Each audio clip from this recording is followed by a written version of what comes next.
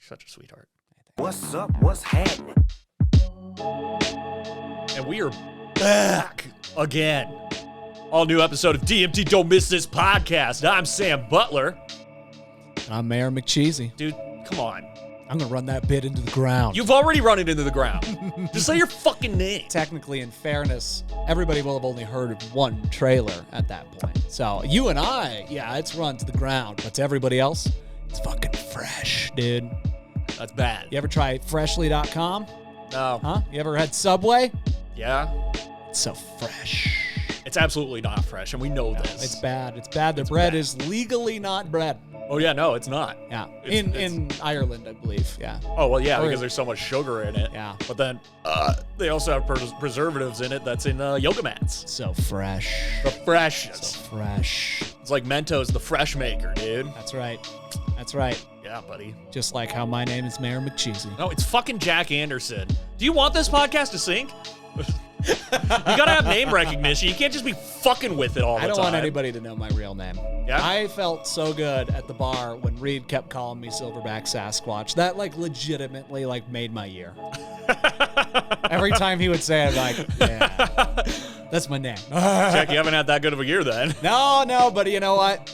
That was the first step of it getting better. Hey, it is a unique name, unique moniker. Yeah, got some alliteration going. People. Do you want that to be now your wrestling persona instead of Allgangster? No, I like Allgangster because Allgangster. That's like the next step. That's in the ring, right? Yeah. I gotta have the alligator in my life at some point. Well, you could pull a Mick Foley where you have several identities. Mick Foley was, what was it? Brother Love. Yeah. Cactus Jack. Okay. And then Mick Foley. I could be Cactus Jack even, Yeah. I could be Jack Cactus. Flip it up. Well, I mean, you'll just be bumping heads with the other Cactus Jack, Travis Scott. Yeah. Well, okay. You better call me James McAvoy because I'm starring in the movie Split. Welcome to the dance floor, boys. Yeah, let's get started on that because that was. I still have never seen those three movies. No, good. I've only seen Unbreakable, which was pretty solid, but it was like a really low key, understated superhero movie. Right. And I mean, like his costume is literally like an olive green army surplus poncho that covers his face a little bit. And this is Bruce Willis. Yeah. Mm-hmm. And I mean, it was really Samuel L. Jackson is the hair, right? He's got the crazy hair. Crazy hair. Mm-hmm. Like Mr. Glass. That's right. Mr. Glass. Mm-hmm. But no, that movie, it's very low key, very understated superhero movie, and I mean, it ahead of its time for sure. As far as if it came out now, it would have been revolutionary because we've seen so many fucking superheroes. This came out before X-Men. Right. The modern age of superhero movies. But M. Night Shyamalan was such a fucking comic book nerd that he wanted to play with the conventions. And it was more superheroes as a concept. Yeah, exactly. Yeah, he wanted to play with the conventions. And I mean, Mr. Glass is literally a comic book store owner who's obsessed with superheroes and stuff. And so he believes, because he's Nick Fury. Yeah, exactly. Yeah, because he literally is assembling the Avengers. Okay. I mean, he's manipulating world events to find somebody who's the exact opposite of him, where he's got brittle bones and he wants to find someone who's unbreakable. Mm-hmm. And when was this movie made? 2000. 2000. Okay, so got Marvel is in 1991, right? Okay, so there's a little bit of time for him to grow some hair, get a fake eye for a little bit, so that nobody notices. You're not fitting M. Night Shyamalan into the MCU, Jack. How dare you try? I think he basically created the character of Nick Fury in a lot of ways. No disrespect to the one that created Nick Fury in the comics. Yeah. But M. Night Shyamalan really. Yeah, but that was the twist. Is he made Nick Fury? Yeah, that's the twist of his career. The rundown of Unbreakable is it starts off with Bruce Willis on a train and he takes off his wedding ring because he's gonna go cheat on his wife. Then the train crashes, everyone dies but him. Does his wife have a pot belly? No. She have a pot belly? No, but she's really annoying. I don't blame him. But no, and then the way he and everybody else handles his discovery of being unbreakable is so bad. This was right after Sixth Sense, and it's M. Night Shyamalan was how about I just don't direct people? Let's not get authentic, real life reactions to stuff. So he goes to the doctor and he's like, wow, I didn't get injured. This is crazy. And the doctor's like, yeah, okay. you're the only survivor without a scratch on this train crash that killed everybody. And then after that, he starts testing himself, and then he gets his son involved, and Sam Jackson connects with him, and he's just like obsessed with superheroes and stuff. He's like, "You're a superhero. You're a superhero." He keeps telling him all this shit, and then he finds out that another power that he has is that he can bump shoulders with people and like see inside their memories or minds or whatever. It's very vague. I can do that. But he's like walking around like a Eagles game, like as it's clear now. He bumps into some lady and she's like beating her son, and then that turns out to be James McAvoy in the future. And then me, you mean? Yeah, Yeah, with your 23 personalities. Hey, we already established like 4 at the top of this show. Yeah. So, But that was such like an understated passing scene where it's like, it's kind of like Ridley Scott, where it's like, why did you choose to explore that? Nobody, like, if anything, somebody wanted to follow up where they had a villain who would, like, match him. But that was the whole point of playing with the conventions it's like an of old superheroes. school where he's going down the escalator, and then the dad and the kid are, and the dad hits the Hits the kid, kid. and then Luke Wilson's just... He's just hitting the kid. And then they make a sequel of Old School about that kid. Yeah, basically. That would be exactly what would have happened. Yeah, okay. Yeah, that's what happened. And yeah, you don't know Split's a sequel until the very end because Bruce Willis is sitting at a diner and people are like, wait, this is a sequel to Unbreakable? What? Oh, jeez. And was that the last one they've made? Or did they Glass was the third one. Oh, okay, so I thought Glass came out in between the two. No, Okay. Glass was the third one, and from the pitch meeting I saw, it does not wrap up well. Oh, no. But yeah, then it's like Mr. Glass is revealed that he caused the train crash and everything, and so they arrest him. Like, but one of the people that Bruce Why Willis do bumped villains shoulders. always do train accidents? Why do they do like accidents in general? Yeah, it seems like if you're a bad guy... You have to start a chain of events where all bystanders are going to die. Yeah. And then when they do the train thing, they like always leave it very easily solved. Like as long as the hero can get to the front of the train and do something about it, it can be stopped. Yeah, because there's Doc Ock. Yeah. Well, and then you get the case of Omni-Man where he's Sure. just putting Invincible's face through everybody, turning him into a little meat grinder. That's the right way to handle that. Yeah. Or you have situations like in Space Jam, A New Legacy, right? Where Daffy Duck he has caused the train accident and trying to save it. Then there's Avengers Age of Ultron. Of course, yes. What's another one? Oh, there's some. I mean, any of the cartoons, there's gonna be a train. There's gonna be a sequence. train involved. And it's like, I get it. Okay, trains move fast and there's a lot of people. But what do you stand to gain from this? What do you stand to gain from an accident? And why? I think that was the solution too, because now I'm thinking of like trains and superheroes. Have you seen Justice League Doom? No, but I know I need to. It's very great, good. yeah. It's Vandal Savage assembles a new Legion of Doom after stealing the like deep files from Bruce Wayne on contingency plans for each of the Justice League. Okay, yeah. And so they strap a bomb to the Flash that it's like the speed bomb where it's like if you go under a certain speed, it explodes. Mm-hmm. And I think the solution was to get on top of a bullet train to get it off of him because the bullet train would be going that fast. Right. I think that was the solution. Interesting. Okay. Then they shoot Kryptonite Bullet at Superman. Wonder Woman, they like poison so that she thinks everybody's Cheetah, so she's just attacking everybody. Green Lantern, I can't remember what they did. They tortured him with a failure. I remember that. Is it Jon Stewart or Hal Jordan? Okay. Yeah. Jon Stewart's the better one. He is. I know Hal Jordan's the legacy character, but Jon Stewart's the one we grew up with in Justice League and Justice League Unlimited. I love Jon Stewart. I do too. Yeah, he's that is Green Lantern to me. Yeah. And anybody who has a problem with that, If they go ahead and go through with rebooting it, keep Hal Jordan out of it. yeah, do Jon Stewart. Do Jon Stewart with Idris Elba. Yes. Even I know Suicide Squad. Clearly, DC doesn't care, so just do it. Or I just think that Idris Elba looks exactly like the cartoon Jon Stewart. he does. Yeah. He really does. I'm trying to think of someone else who would be good. Denzel. No, he's too old. Yeah. I mean, he de-age him, which obviously Cost a lot of money though. Yeah. I was thinking about, do you think Luke Skywalker's gonna have a big part in Mandalorian season 3 since he's got Grogu, or are they just like? I is think Grogu he'll have. gone? I think he'll have a part in Ahsoka. Okay.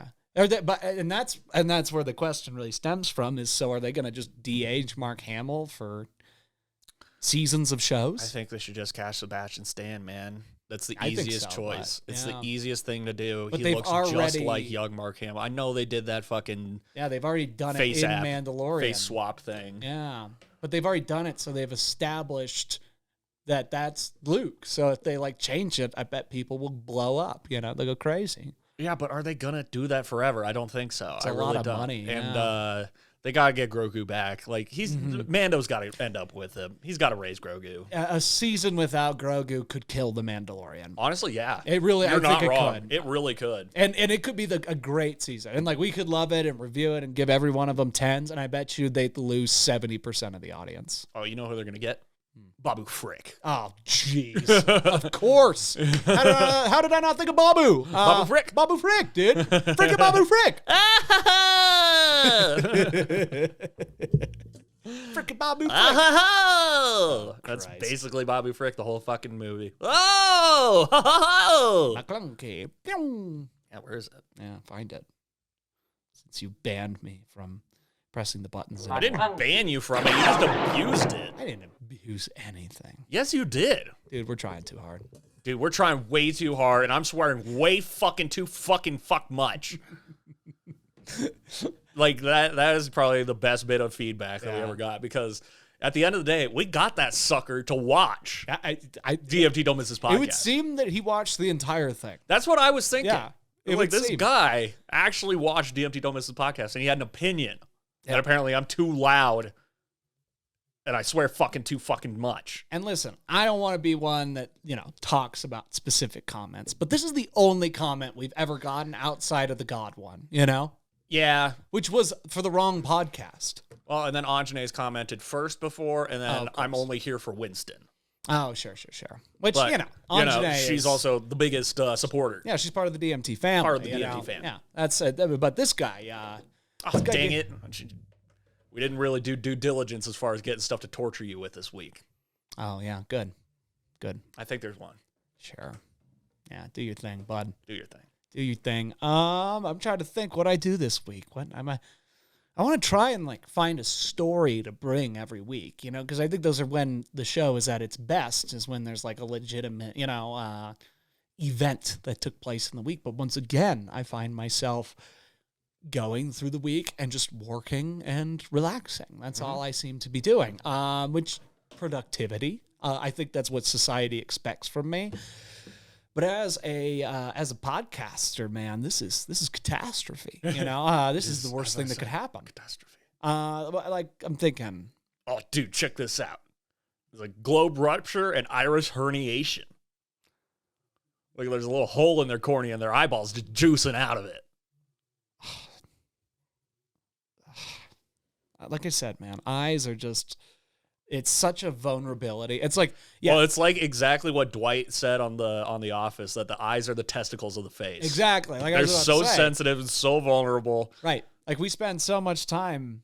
Is that someone's leg? Yes. It's been absolutely demolished. Do we know how? No, they give you a quiz. To guess which one happened. Yeah. That's what the Savage Paramedics page does. Is what do you think this cause was? It says, what do you think caused this severe lower leg trauma? Boat propeller accident, shark attack, foot caught in malfunctioning escalator while wearing flip-flops. That seems pretty specific. I was going to say that. Chainsaw accident, crocodile bite, and then motor vehicle accident. I'd say number 3. That's super specific. I'm going to say the elevator. Yeah. Or the escalator. 100%. That is super specific. With a flip-flop? Oh, which means you can get your leg ripped. Escalator or elevator? Escalator. But I don't think there's enough clearance. I can see your toes getting shredded, but I don't see the bottom of your foot getting sucked all the way through if you're wearing flip-flops. Yeah, you could cut off the bottom of your foot, but how are you going to lose your leg? Yeah. It'd be one thing like that. Have you seen the video of in China, there was an escalator accident? No. There was this woman, and her child are going up the escalator, and then it just falls out below her, and she saves the kid and throws him up there, and somebody grabs it, but she gets sucked in and dies. Wow. Yeah, Final Destination kind shit. What a hero, though. I know, Yeah. the wherewithal to be get the kid out of here. Seriously. Oh, God. Yeah, I mean, again, life is walking on eggshells. Let's be just transparent about yeah. that. You know, like that leg could happen to anybody at any time. I know, and it's funny because it's easy to like that question. Which of these 5? It could be any of the It 5. could be any of them. It could be. All those things could happen. All of them could happen. Because you think about it, because like that was something that the movie series Final Destination preyed upon, is that random accidents happen all the fucking time. Right. However, what if the Grim Reaper was manipulating them, and it's like a Rube Goldberg machine where all these fucking little things just sort of domino effect to killing somebody. Right. You know, which, I mean, it's a great idea. The first movie scared the shit out of me for getting on planes for a long time. Yeah. You know? Yeah, when you really put going on, because I'm about to, go on more flights here in the next week and a half, and if anything has happened in 2021, I have learned to hate traveling. Yeah. I have learned to just despise air travel, in airports mostly in general. But that's the thing that I always have to come back to. It's the double-edged sword of, okay, yeah, this is annoying, but also like, for example, one of the most, maybe the most bitchy I've ever been on a plane was going from Sweden back to Denver. You know, that was just a nightmare of an experience for me by my own design. I allowed it to be that, but I had to keep checking myself and go okay, you're going from Sweden to Denver before you go to bed today, right? People used to have to take a year to do that when it was going well. Okay. That's something to appreciate. I'm not crammed in a ship for months on end, yada, yada, yada. All right, perspective there. Check your privilege at the door, whatever. I get it. But also, this thing could fall out of the sky at any potential moment. This is just a tube with wings, however many thousand feet up in the air. I don't know the exact specifics, but that really became clear to me when I was last flying and a plane flew under me while I was going. And it looked like, it was just them as standard travel. I've never had that happen. That's wild. That was the first time, and I looked out the window, and I saw it, and it literally looked like that plane was falling out of the sky over Milwaukee, right? So, over a big city, and I, thought about that. I was like, holy shit, that could happen at any point. Okay. The plausibility of it happening, very low. Very low. They are great at what they do. The possibility exists. Well, not even that. The planes fly themselves at this point. Yeah. They're that precise, and they've got it down to a T. So, sure, that's always something like that where it's going to be nagging at your mind. I mean, you could hop on the light rail, and then all of a sudden Doc Ock kills the guy in front, breaks the handle, and it's just flying downtown. Supervillains take over trains all the time. These are plausibilities that are not very probable. I mean, your mom gets on a plane for work, right? That's something that... Speaking of, I was just sent this video this morning. It happened on a Frontier flight. This dude was fucking wasted. It's groped 2 flight attendants and then assaulted another dude, and they had to duct tape him to a seat. Oh, It's Always Sunny? Yeah. They had to duct tape him to the seat just like that guy. So literally this guy goes fucking crazy. He grabs flight attendants, he beats the shit out of this one guy, and then everybody goes and grabs him, and a scene from a movie, pins him to the chair, and he's like, ah, the whole time? Yeah. Oh my God. Uh-huh. Do we know which animal was on the tail of the plane? No, we don't. Damn it. That would be good to know. I bet it was the dolphin. I need to call my mom and ask her about this. But those flight attendants are put on leave pending investigation, and it's everybody can corroborate the story that this guy was the guy who assaulted him. And usually how plane protocol goes, they ground the plane right away because this guy's a fucking national terrorist threat. He's on a no-fly list now for sure. He got arrested for 3 counts of battery. How much tape do you think they used? Do you think they 3 rounds all the way up his torso, taped his hands, How about I just taped his show arms you? to the... Oh, did we see him taped to the chair? Yeah. Oh, shit. Did they tape him like Glenn Howerton in Fargo? No. more like the guy in Sunny on the yeah. plane. The dude was because he was dying, right? He was actually having a reaction to Frank gave him a whole bunch of shit, right?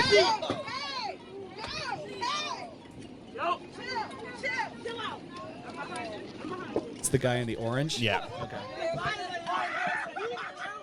Oh, wow.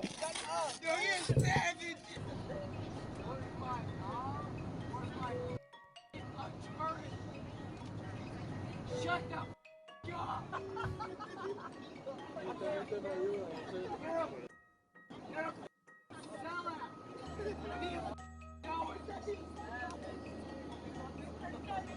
Yep, he's referred to the wealth of his parents. He's a frat boy. Yep, boom. Easy. That dude fucking takes him Yeah, down. so easily taken down. Oh, wow. They taped his mouth No, shut. they taped his mouth. They taped the chair. What a weird thing. I know, right? Well, and usually you'd think that there'd be like an air marshal with zip ties. Yeah, right. Yeah, Like isn't that's that, what like, I why thought they're the there? protocol was like an air marshal gets up and zip ties them and they sit in the bulkhead the rest of the flight. It says Frontier stands with the employees, but why Right. suspend them? I guess because it got violent, and I mean, they taped him up, which I guess is like not in the rule books, but still, I mean, this dude deserves to stay taped to a chair for 3 days. Yeah. Help him, fucking sober up and get his shit together. I hope this guy's embarrassed all the time for the rest of his life. Oh, yeah. No, like, you know how you have those embarrassing memories where it's like it creeps up and then you just go, ah! Yeah. You just kind of want to like scream it out of your head. Yeah. I'm sure this is just going to be every morning for him. He's like, God, dude, I got fucking taped to a chair on an airplane.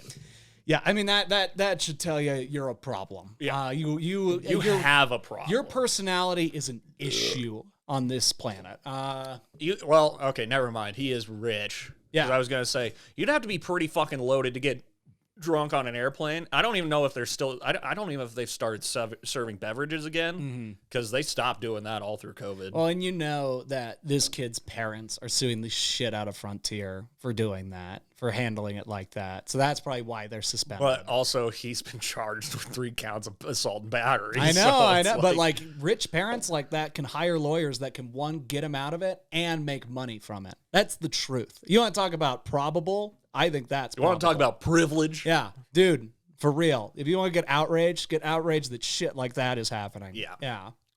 Because, I mean, even at an airport bar, like I got 2 or 3 Manhattans before I got on a flight. I think it was just 2 and it cost $40 fucking. And Yeah. I'm like, Jesus Christ. We gotta find some sort. Granted, it's the only other bar. That's the thing I don't like about DIA, all right? Is that they don't have bars in the concourses. The only one that they have in the A concourse is the Denver Chop House, and it'll cost you fucking $40 for 2 drinks. Yeah, that's bad. I mean, like the Chop House in actual Denver will fucking run you a tab. High. Yeah. Like, put a fucking just sleazy sports bar back there. I mean, fucking Indianapolis has that shit. I mean, Tennessee, they literally sell Jack Daniels on the fucking concourse. Yeah. So yeah. just do that. Yeah, shit. Let's see what happens. But no, I need to call my mom and ask her about that.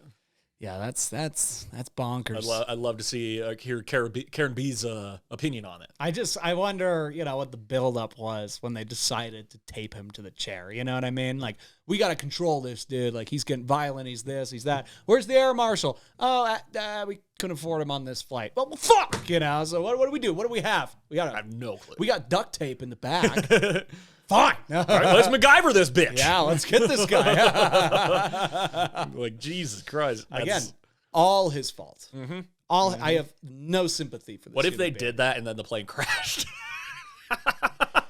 He and he would was the deserve only one to survive. Oh, no. So, like, they find the wreckage and this guy just like... What happened? He just, like, they peel it off. He throws up. Oh, I feel so much better. I don't remember anything. I don't remember shit. Oh, man. Such is life, man. Such is life. How's your week, Sammy B? Productive, actually. Nice. Okay. I've been off work. Last week was my fuck off sort of vacation week, and then this week wrote out a whole planner. Okay. Except between today and yesterday, it did not pan out, dude. No. I don't know what it is about me not being able to get up in the morning. Like, literally, I'll wake up and I'm like, okay, getting the day started. I woke up at 8:30. I started drinking this monster. I sat on the fucking massage chair, and then I came down, and I'm like, okay, I'm going to start showering and everything. And then it just started So I just sat in bed. I was reading some comics, and then I just fucking fell asleep. And then all of a sudden, cut to waking up, and then you're like, what time should I head over? I'm like, about 1. And it seemed like I close my eyes again, and I wake up, and it's almost fucking 1. And I'm like, 1:30. 1:30, bud. So that kind of fucking threw my shit off. I think I got to fucking, actually have a set bedtime. Mm-hmm. Just, get readjusted. Yeah. Because, I'll fall asleep like 1:32 in the morning, but that shouldn't mean that I sleep till 1:30 or 2 in the afternoon. Mm-hmm. I don't know what's up with that. Because, it's not like I'm drinking, so it's very weird. I've been a good boy this week, a very good boy. Killing it, dude. Yeah. But otherwise, I've been feeling pretty good. I did all my laundry, which is a monumental achievement for Sammy P, for those listening. Fans of the show already know, but I hate laundry. Fucking hate laundry. It's a tedious task. However, it was kind of fun because, like, I'm doing the inbound closer course this week, and like I'll be watching a video and taking notes and shit, and I'll just hear the machines turn off. I'm like, oh, go fucking fold that and change the load, put a new load in, and then it just kept going. So it's like, as long as I stayed productive and I wasn't, watching TV or something like that, which, I told you before, I'd sit in your seat to work and stuff so I could watch the TV. It's actually much better to sit back here and just ignore the TV. Yeah, I have the background noise. And like not even have it on. Okay, sure. Because it has me locked into the laptop, and then that's like a great sort of energy background, having the board right there. It just feels like, okay, I'm here to do work. Right. Yeah. So yeah, the energy. Office. Yeah, pretty much it. And it's like moving it out from back there, perfect. And then just staying in my station, even more perfecter. Respect, dude. That's the way to do it. So it's been a pretty good week for Sammy B. Nice. Yeah, I saw Snake Eyes on Monday. Aggressively average. G.I. Joe, bro. I don't know anything about G.I. Joe, dude. Me neither. I just know that they got The Rock and Bruce Willis for the second one, and neither of them could have been less thrilled. Like, you could tell. Like, I feel like Bruce Willis is just so over everything. Yeah. Yeah, he's like Harrison Ford, who's like actively still working. Yeah, exactly. That's the exact sort of comparison to draw, is that he's like, a little bit younger Harrison Ford, except he's still actively working. Yeah, like Harrison Ford, it's like they gotta pummel a door with a fucking bulldozer of money, which I love using that analogy, because that's what the analogy that Sigourney Weaver used to be brought back to do Alien Resurrection. She's like, I didn't want to do it, but they basically drove a bulldozer full of money into my house. So I was like, cash. Sure, I'll do it. Yeah. Sure, I'll act in this Joss Whedon piece of shit. Yeah, I'll do 3 months of work on something that's like basically automatic to me at this point. Yeah. Which maybe she shouldn't have. And honestly, it particularly wasn't good. It wasn't particularly good. It was her worst performance in the series. But that's because that's the character that they made her. Because she's a clone hundreds of years after the fact of Alien 3. Yeah. And, like, she's part xenomorph. Like, she's got acid blood. Dude, you want me to tell you how this movie goes? Oh, please, yeah. So, it's hundreds of years after Alien 3, and it's at the end of Alien 3, so they find out that she has a queen inside of her. So she jumps off into these like lava works and just basically dies. Boom, period, end of the series. At least as far as talking about Ripley. And then Joss Whedon just had to pull her back out. So did he do 3? Did Joss Whedon do 3? No. Oh, okay. I was under the impression he did 3. 3 was the one that the studio really fucked in the ass. Right. All right, so if you grab that top comic book right there.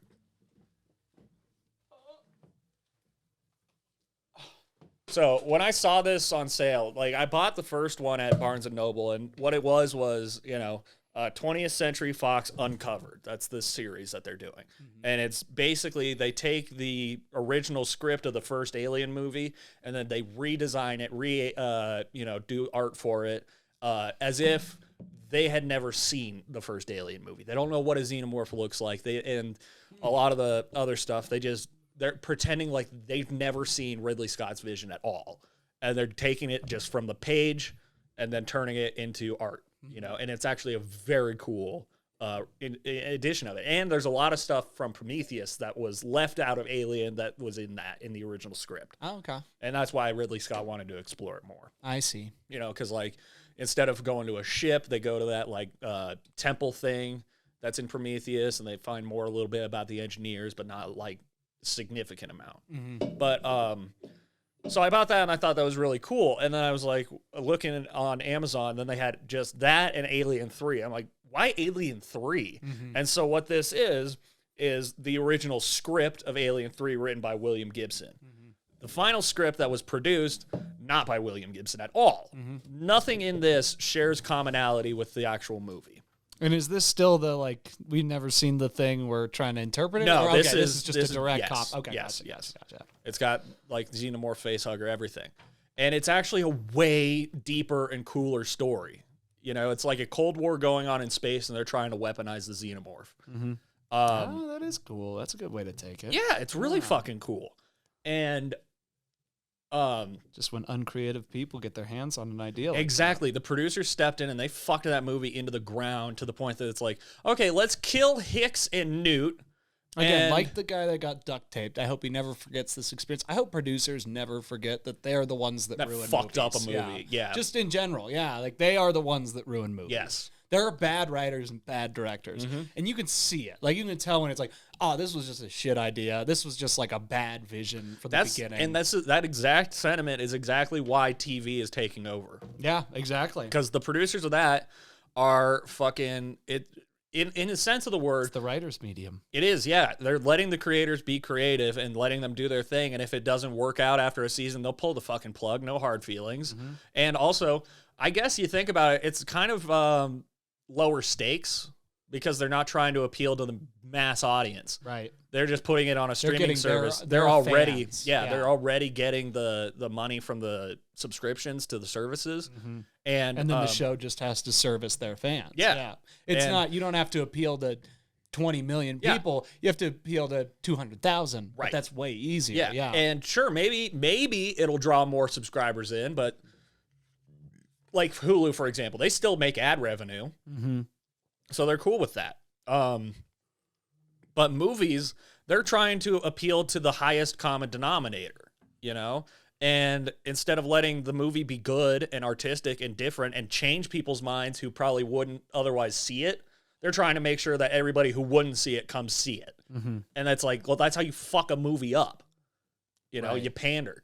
But that script got so fucked in the ass that it's like, yeah, let's kill the two other survivors from the last movie. Let's turn the android who saved everybody at the end of last movie. Let's make him actually evil, and he'd been carrying a couple face huggers in his chest the whole time. Oh, there he is.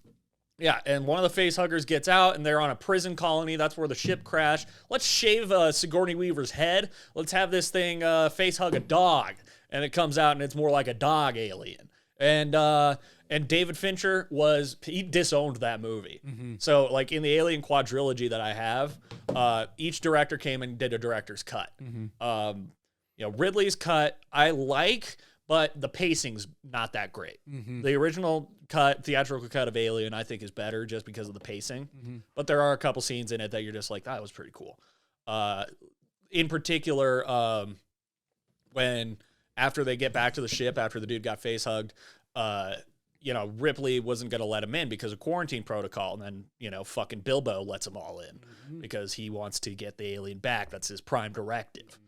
And when Ripley gets down to the med bay, the other woman, Lambert, slaps the shit out of her and like flips out on her. Is like, you would have left us out there to die. And I'm like, that would be the only scene from the director's cut I wish was in the theatrical cut, because that was a really good scene. Yeah. And she slapped the shit out of Sigourney Weaver for real. But then there's the director's cut of Aliens, where if you go and watch the theatrical cut, oh, dude, it's way worse. Like the director's cut, Jim Cameron's cut of Aliens is way better. Yeah. Like they removed like an entire action sequence. That's like one of the best sequences in the movie as far as like building intensity, where they set up those like automated turrets and you just like see them watching the ammo counter go down, down, down, down, Right. down, down, down, as the aliens just won't stop, and then they give up for some reason because the Queen called them back. But Seems like the Queen has really bad timing. yeah. Then this one by William Gibson, they were like, yeah, let's make this. And then as production developed, I watched this whole documentary about it. it was like, okay, they ended up going through like 5 or 6 different ideas before landing on the one that they had. And then they were just like, we have a deadline. Let's slap this thing together. And then David Fincher is the like brand new director. He's been doing like Madonna music videos and shit. And this is like his first feature film, basically. Was taking on an Alien franchise movie. The final of a trilogy, potentially. Basically, yeah. And he, the fucking studio executives fucked with him so much that he was like, this movie will not make sense if you guys don't let me shoot this fucking sequence. And so that's what he did. He grabbed Sigourney and a couple other cast members and he fucking guerrilla shot this thing because he's like, this movie literally will not make any fucking sense. And you guys have already made me change so fucking much. So he did not come back to do a director's cut. He disowns the film entirely because of that unpleasant experience. Alien 3? And so what they did was they took the original script, not this one, but the original script of, you know, the story that they told in Alien 3, and editors got together and they created what's called the assembly cut.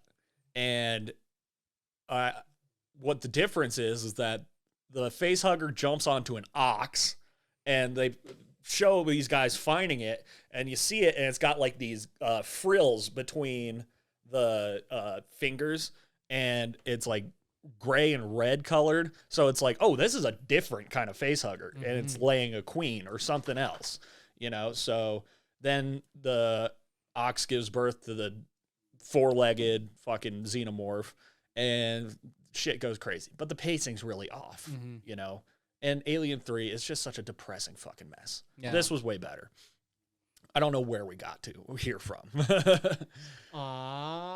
Doesn't matter. We got here because we needed to. We were just talking about producers fucking things up, basically. Yes, it's a common subject on the show. Yeah. But yeah, no. And I gotta sit down and read this. That's what I was meaning to read last night, but I just didn't.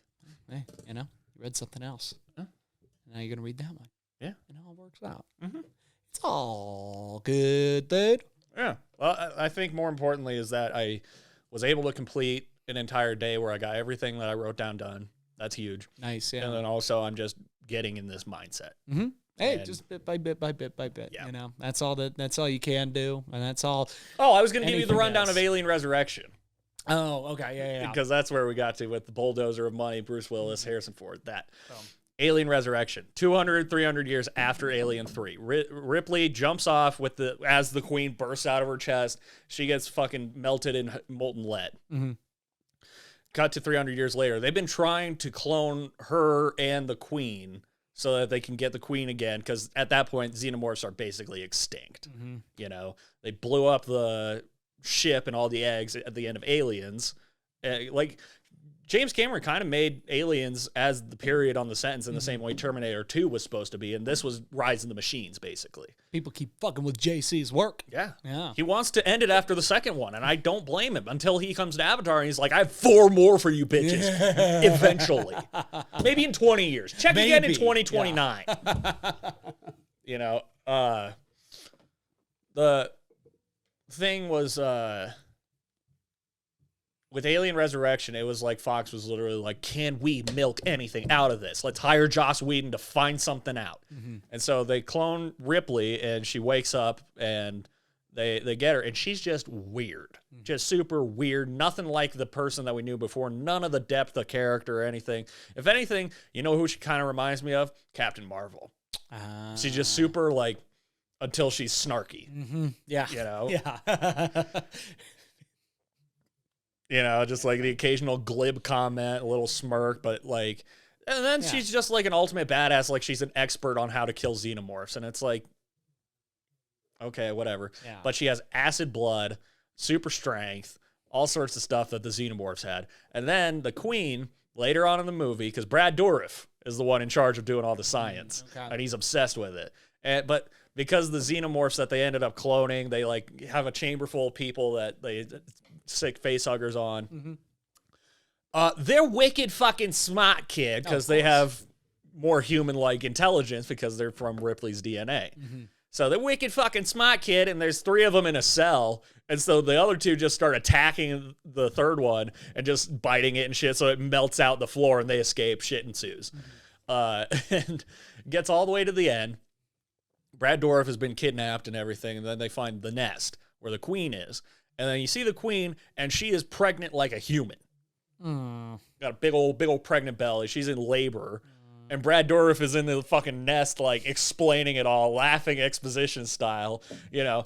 Like, it's so weird to see him go from Wormtongue, who's a rather understated performance, to being more like Chucky, which is an over-the-top performance. Sure. And this is, like, the middle of the two. Yeah. Like, it's super gross. One scene, one of the xenomorphs goes up to the fucking window that he's looking at, and he just sort of like starts kissing the window right next to it, and then it snaps at him, and he's like, "Oh, well, that was bad," and he freezes it with some fucking like gas, and then it's so stupid, dude. Yeah, it's more of a comedy than an alien movie. Yeah, it sounds pretty dreadful. But then it gets to that part, and then that queen gives birth to a human alien hybrid, and it's the most grotesque looking fucking thing of all time. You show me that, yeah. And how they kill it, Jack, is it stows away on their escape ship when they blow up the space station, and Ripley goes up, and they find out after it kills Tuco from Breaking Bad. No, just slaps his head right off his body. Oh no, he crushes his head. Oh jeez. Yeah, but Winona Ryder goes back there. She's the droid, and Ripley's like, "Hey, something's wrong. Call should be up here." So she goes back, finds out the call is like being, accosted by the alien, but it's not really attacking her, the hybrid. And then Ripley shows up, and the alien's like imprinted on her, so it thinks she's his mother, and then like slapped the head off of the queen and killed it. So it's like, oh, this is Ripley's kid, and she feels some sort of weird maternal connection to it. But because like what she does is like she cuts her finger and then flicks her blood at a window, so it starts dissolving through it, and this like bullet-sized hole opens and sucks it towards it. And she feels so remorseful, so bad about this, while this thing is getting sucked through a little hole, just like guts falling out, just like getting turned inside out. The most like gruesome way that you could do blowing it out of the airlock again. And she feels like horrible about it, and I'm like, okay, fuck this entire movie completely. Better director than Joss Whedon. Better director than Joss Whedon. But he didn't direct this. Some fucking weird French guy did. And it was really funny because each director before, except for Alien 3, has like a little, okay, so this is what I thought I could do with this cut. James Cameron's one came out a while ago. It's been the definitive cut forever. But Ridley's was new, and then this guy, he goes, they brought me back to do like a sort of... did Joss Whedon write this? Yeah, he wrote it. Got it. I was like, which one did Joss Whedon do that? Yeah, okay. he wrote it. It was like his first big project after Toy Story. Wow. Peaks and valleys. That's what the entertainment industry is. Peaks and valleys. And then he goes right into doing Atlantis, The Lost Empire, which is not bad. And then he gets to do the Avengers, and then he, is who he is. Well, then he did Firefly and Serenity, and then Avengers. Buffy, Buffy, yeah. We know. But no, the French guy is like, they approached me to do this sort of director's cut, and I didn't understand that because the director's cut was the cut that you guys saw in the theaters. And so I'm like, so what'd you add? What'd you add then? That's still the question to this day. And I want to know what else this guy's fucking even directed. Because, French directors, I just kind of have an issue with. Mm-hmm. Like Louis Leterrier, who did fucking Incredible Hulk. Mm-hmm. Oh, yeah. Yeah. Alien Resurrection, 1997. Jean-Pierre Jeunet. Look at his fucking IMDb picture, dude. Jean-Claude Van Damme. Oh, Christ. It's very Frenchman. French man. Oh, he directed Amelie, which I've heard is one of those movies that it's like you got to see before you die. Oh, wow. Like one of those before they allowed French movies to be. That's really all he did. A Very Long Engagement. What's that? It's a very long engagement, dude. And it's with a bunch of French people. Engagement that lasts for too long. It's with a bunch of French people and Jodie Foster. Of course, Jodie's involved in this one. And then other than that, just a bunch of short, independent French movies. Mm-hmm. Alien Resurrection and Amelie, which is a French movie. Mm-hmm. And then pretty much bottomed out after that. Peaks and valleys. Yeah, he's been doing like commercials. Hey, says pay you a lot of money. But and then there's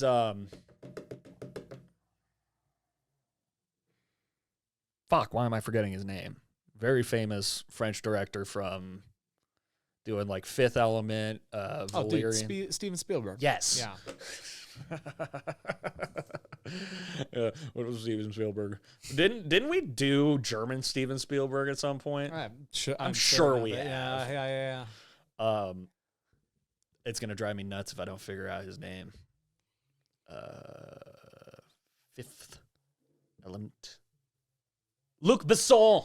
Luc Besson. Who could forget about Luc Besson? Yeah, and he's done quite a bit. Mm-hmm. Like, well, he did Taken, for example. Shit. He did The Fifth Element, The Sixth Sense, and Seven. He did all of them. What if that's what the case was? Because I'm sure there's a movie called 3. Yep. There's a movie called 1. Some sort of 4, you know. Yep. And then, of course, what would be Hateful Eight? He did Hateful He Eight. did Hateful Eight. How could I forget And then, about of course, F9. That's right. That's how he rounded it out. That's right. That's right. And then Jason X. Apparently, he was Vin Diesel's favorite director out of all of them. Mm-hmm.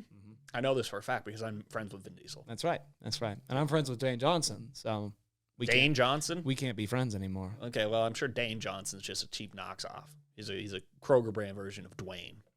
Dane's more like the high shelf version of Dwayne. Okay, this is what the tequila that Dwayne is trying to make actually is Dane. Oh, yeah. so he's so rich you don't even know him. He's anonymous. That's right. Illuminati But I shit. know him. You know, I take pictures of him, so I know him. Oh God, Just like Peter Parker and Spider-Man. man, that just turned into like a short little reviews episode of Alien Resurrection. Yeah, it did. I still haven't gotten it out of my PlayStation 4 since I watched it last. Because I've been just like wanting to just cram my brain full of Alien and Predator content, Of course. you know, for the project. And man, that movie is such a bummer. Yeah. I don't know if I'll ever watch it. Maybe I probably will. No, at some it's a point. good. It's one of those bad movies that's good, Mhm. you know, Mhm. where you're just like, Jesus Christ. And Ron Perlman is just damn delightful in it. If Ron's in it, I gotta see it. He's one of 3 male characters to survive the Alien franchise. Yeah, Danny McBride. Danny McBride, Michael Biehn, and now Ron Perlman. Nice. Yeah, three solid survivors. Yeah. Yeah. Like, if I met Danny McBride, I'd be like, how did you feel that you survived an Alien movie? I don't know. Oh, yeah, that's a good question. Yeah, I'm sure Yeah. he. Well, your buddy was the first one to die in a fucking fiery death pod. And God damn it, Ridley, he was making this fucking House of Gucci movie with Adam Driver, Lady Gaga, fucking Jared Leto, who looks insane. Mm-hmm. Did I send you the picture of him? I think so. Yeah. Yeah, where he's bald and fat. Yeah. You're just like, Jared Leto, relax. Yeah. Dude. And I see that he's doing this. It's like he's kind of a quasi Spielberg where he'll do like a high concept movie and then a like intimate true story movie. Because he did that one, The Color of Money with Mark Wahlberg. And then that was like the whole thing that was when Kevin Spacey was breaking. So he had to go and reshoot everything with Christopher Plummer playing that character. And then, but he'll do Alien Covenant. And it's like, it seems like he cares more about the true story movies than he does about the movies that have the biggest fan base. Yeah. That's You true. know, because Alien Covenant, you go and watch that movie, everybody's fucking dumb. They make the dumbest decisions. Every single person. Like in the pitch meeting, the writer guy says to the executive guy, he says the part where the alien's busting out of the dude's back. So the white chick locks the black chick in there. And he's just like, yeah, so he locks her in there like quarantine. So the alien starts killing her. And then she grabs a shotgun and she goes back in there and slips on a bunch of blood. He goes, so does everybody have like severe brain trauma or what's up? What's up? What's going on here? Everybody's dumb. So the movie can happen. Exactly. And it was just the most arbitrary way. Yeah. The alien didn't even show up until like halfway through the fucking movie. Ridiculous, dude. It wasn't even the real xenomorph either. Yeah. It was this white fucking cone-headed fucker. Freaking ridiculous. And I see that he's making this Gucci movie. I'm like, God damn it, Ridley, finish Alien. It's too late. Sorry, moved on.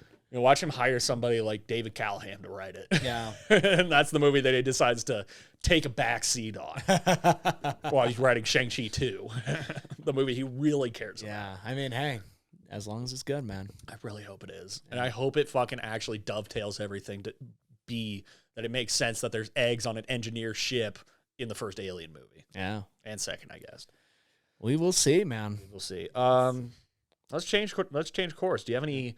Let's revive some of these segments that have gone by the wayside. What do you got for Jack's picks? Well, first and foremost, football's back today, my friend. It's a big day. Does preseason start? Yeah, well, it's the Hall of Fame game. HOF game. It's Cowboys versus Steelers. Okay. Barf. I can promise you I won't be watching. And I can promise you it won't be memorable. But I got some picks. I think that was one of the number one complaints about our brackets was none of us had the Steelers go to the playoffs. Because I have no faith in Ben Roethlisberger. Yeah, He's so fucking old. Listen, all you Steelers fans, you're like the most historical, yada yada franchise. I don't care. Like the Steelers are a franchise I just couldn't give more of a shit about. I'll be fully honest. I That's just the like proper them way more to than say anything. it. I can't give more of a shit about it instead of I Yeah. couldn't give less of a shit about it, which means you could. And if I think about what they did this offseason, nothing excites me. This is the one thing I do like about the Steelers. Mike Tomlin, maybe my favorite coach in the league. Okay, I'll give you that. That's the one thing. Otherwise, yeah. Big Ben's coming back. Yeah, he's going to get you a Super Bowl after everything you've seen. And everyone's like, oh, no, last year he was hurt, and he's had a full off season, and he's gotten healthy, and he's all this stuff. This dude has been held together by screws and duct tape for the past 10 years. The only way that again, I say this and they'll fucking win the Super Bowl this year or some shit, but the only way that you can be a 35-plus-year-old quarterback that keeps playing is if you're Aaron Rodgers or Tom Brady. You know what I mean? Everybody else is either a backup, like Ryan Fitzpatrick, who is a starter now, but come on, he's a backup. No, he's a filler starter. He's a relief pitcher. Yeah, he's the filler starter. Remember Matt Flynn? Yes. He was exactly like that, too. Yeah. He would just be bounced around, put in a starting position on several teams until they got the quarterback they wanted. Exactly. And that's where I think the Steelers are trying to avoid that. So he's backup to Roethlisberger? No, he's on the football team. Okay, I thought he was still on the football team. They have Dewey Haskins, a.k.a. Dwayne Haskins, from the football team. They call him Dewey? Pat McAfee calls him Dewey, so Okay. I call him Dewey. But Pat McAfee's also kicking ass in NXT wrestling. Exactly, man. He was like Rookie of the Year or some shit a year ago. Oh, my God. But if we could get Mikey Bikes and Al Gangster tag team match against Pat McAfee, Dude. That'd be the best night of my it life. would be the best night of everyone's life. Yeah, that'd be pretty great. We could give him a show. Show. Little smackdown. But yeah, then we have, let me give you my first pick. Because it's one game. Who am I picking to win? It's preseason. Who gives a shit? Okay. What am I picking in this game? Well, I don't know exactly who's starting for the Cowboys because I think Dak's shoulder's hurt. It's going to be some backup. And they're certainly not playing Ben Roethlisberger unless they need to bring him out of cryo freeze and put him in. Yeah, no, I don't think he's going to play more than a couple downs per game this preseason. Yeah, he's not in this. They have officially said that Mason Rudolph will be the starter. And my pick for this game, I have one pick. And it's that Mason Rudolph is going to say, Bluey!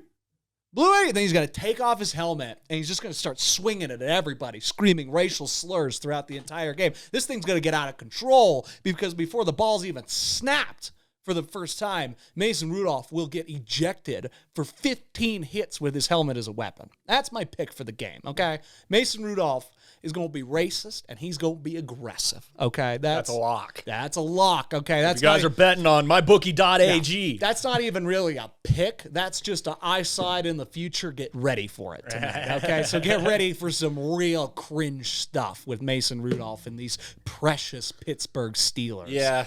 It's kind of funny because, there are plenty of people that are just people are just probably just trumping it up that he said something racial to Myles Garrett. But I'm also I don't know. What would make Myles Garrett want to murder a white boy? I think Mason Rudolph is the guy that got duct taped on the plane. That's what I think it is, okay? Yeah. Listen, Mason Rudolph, whether you're a racist or not, I think you are, and that's the truth. Anyway, no. I don't know. It's going to be boring. It's going to be stupid. It's going to be boring because it's preseason, dude. Yeah, it doesn't matter. Football I don't doesn't think I've start watched for a another single month. Hall of Fame game. I've been to the Hall of Fame more times than I've watched a game at the Hall of Fame. I think the Broncos were like the Hall of Fame game like 5 or 6 years ago, and I watched the first quarter, maybe, if that. But no. Preseason is such a fucking waste of my goddamn time. No, I think Mason Rudolph is going to hit somebody with his helmet. He's like, I will hey, actually, Myles Garrett, that was a good idea. I think I got to pay attention to this season's preseason for the Patriots at the very least. Yeah. Just to get a feel for how Cam and Mac look. Hey, you know. And whoever this third guy that they just picked up, free agent. From what I've been seeing, you know, it looks like a good competition. Looks like they got a lot of energy, I think a lot they're of going to focus. I really think they're going to be changing. Yeah, I think so. I think they both have very specific talents in very specific ways. I think the AFC East will not be in the bottom half of divisions this year. That'll be my prediction as far as that. I bet they'll be in the top half. I bet like of 4 or of 8. Oh, 8. Yeah, okay. yeah. Okay. Gotcha. Yeah, I think I NFC thought you're talking in the East, AFC in general. I'm like, that's not a hard thing to do. I think the NFC East is going to be trash as per usual, but it'll be entertaining. Now, 3 teams are making the playoffs. That's, well, of course. But somehow, some way, it'll happen. That was the other one. It was like 3 NFC East teams, dude. Really? And I'm like, yeah. The AFC, yeah, really. The AFC South kind of stinks. You know, they could be great. You know, the Titans could blow up. Trevor Lawrence could be generational. Carson Wentz isn't out for long, and he comes back. And you got that. The Texans are a dumpster fire. Let's not play pretend here. They don't even have Gage anymore. No, they don't got anybody. But yeah, no, I think what we learned. Way to go, Bill O'Brien. I think the greatest lesson Mason Rudolph has taken from the NFL is that his weapon, or his helmet, is the greatest weapon that he possesses. No, I think his mouth is. I'm going to completely change my pick, kind of. I'm going to say, instead of him taking off the helmet and going berserk and, you know, all that stuff, no. He's going to get up to the line. He's going to go, bloody! No. My helmet is a registered weapon. You know what that means? I kill you, I go to jail. And then kill anybody, you go to jail. It's called manslaughter. And then all of a sudden, frickin' Van Der Esch from the Cowboys, Mr. Neckpad guy, against Mason Rudolph doing the Brad Pitt, Bruce Lee little scene from Once Upon a Time in Hollywood. I think that would take football up a notch. I think it would. If Leighton Van Der Esch threw Mason Rudolph into a car, I would watch every Hall of Fame game for the rest of my life. There's just like a fucking car on the sideline. Exactly. Just slam them into it. You know, it's not even like the fucking Chevy truck that they win at the Super Bowl or anything that. No. It's a white minivan. But no. What an embarrassing car to get thrown into. Hey, you know, got to get the kids around somehow. I am talking about this, sure, but there's actually a much more important sport that I got to make some picks for here. Okay, Tiddlywinks. I got caught up on the Bachelorette. Okay. Oh shit! I'm there. Are you? Okay. I left off because you said you weren't caught up, and I'm like, well, fuck you. I'm not gonna watch more than you. I was already an episode ahead of you. Oh, I know. Fuckface. Now I'm all caught up. You want to know what happens? You want to know my picks? Let's get into it. Yeah. Okay. So who's left at this point? So I guess really, long story short, let's get to just like the what matters, right? The Final Four, right? The hometowns. Okay. Hometowns, they're a big deal, but this year's different because of COVID. Wow, those dudes drop off fast. There was like 30 of them, wasn't there? Yeah. And so it's like, what, 2 to 3 an episode that get voted off? Oh, it's more like 5 or 6, I think. Oh, shit. No, shit. They get so real. it just escalates because it used to be just like a 2 or 3. Right. So our 4 remaining contestants. So let's start with what's his name? Justin. Okay, I call him Jeff because he's so unmemorable. He's a black guy. He's really thick eyebrows. He hurt Michael in the game in the rugby basketball. He's the one that hit him from behind, and the dad, and like messed up his back. You said black guy. Yeah, he's a black guy, I think. Justin? I think so. The dude with the tattoos that looks like Taylor Lautner? No, that's the dude who hurt that's somebody. Hunter. Oh, Hunter? Hunter's the one that started all that shit. Oh, Yeah. okay. So then the just next week advertisement made it look like he was the one. Okay. Which then, like, Hunter's next, which it might have been in that episode, actually. I can't remember. But basically, after that happened, and then he got, like, really aggressive about winning. Like, he oh, yeah. I like Justin. Yeah. Justin. My thing with Justin is just, like, I forget he's there. Yeah, you know because he doesn't talk very much. Doesn't say anything. That's why I forgot who he was. All he did was like almost seriously hurt the nicest guy on the show. Okay. But, he's also like fine. I don't have a problem with Justin. Yeah. I have a problem with Michael's the widower, right? Yeah. Okay. He's my favorite. I Really? like him. He's a good guy. The more I get to, I'm like, this guy's just a genuine. He's not in the bullshit. You know what I mean? No, that's what I got from him when they had their first date and Yeah. made out. I was just like, all right, but I mean, he does have a sob story on his side. Right, so. All right, I'm gonna do a little Bachelorette recap because he's really putting a thumb on the scale with this whole dead wife bullshit. having a kid. God, wow, who can compete with that? Apparently, maybe nobody. But we'll get to that. So Hunter he starts getting aggressive, and then he gets a rose during one of the things for whatever reason, and then he decides on the group date to go and like get time with Katie before the rose ceremony, which pisses everybody off because they're like, "You've already got a rose. You're taking time from us." And he's like, "Well, I'm here to win." You know, basically he does his whole thing.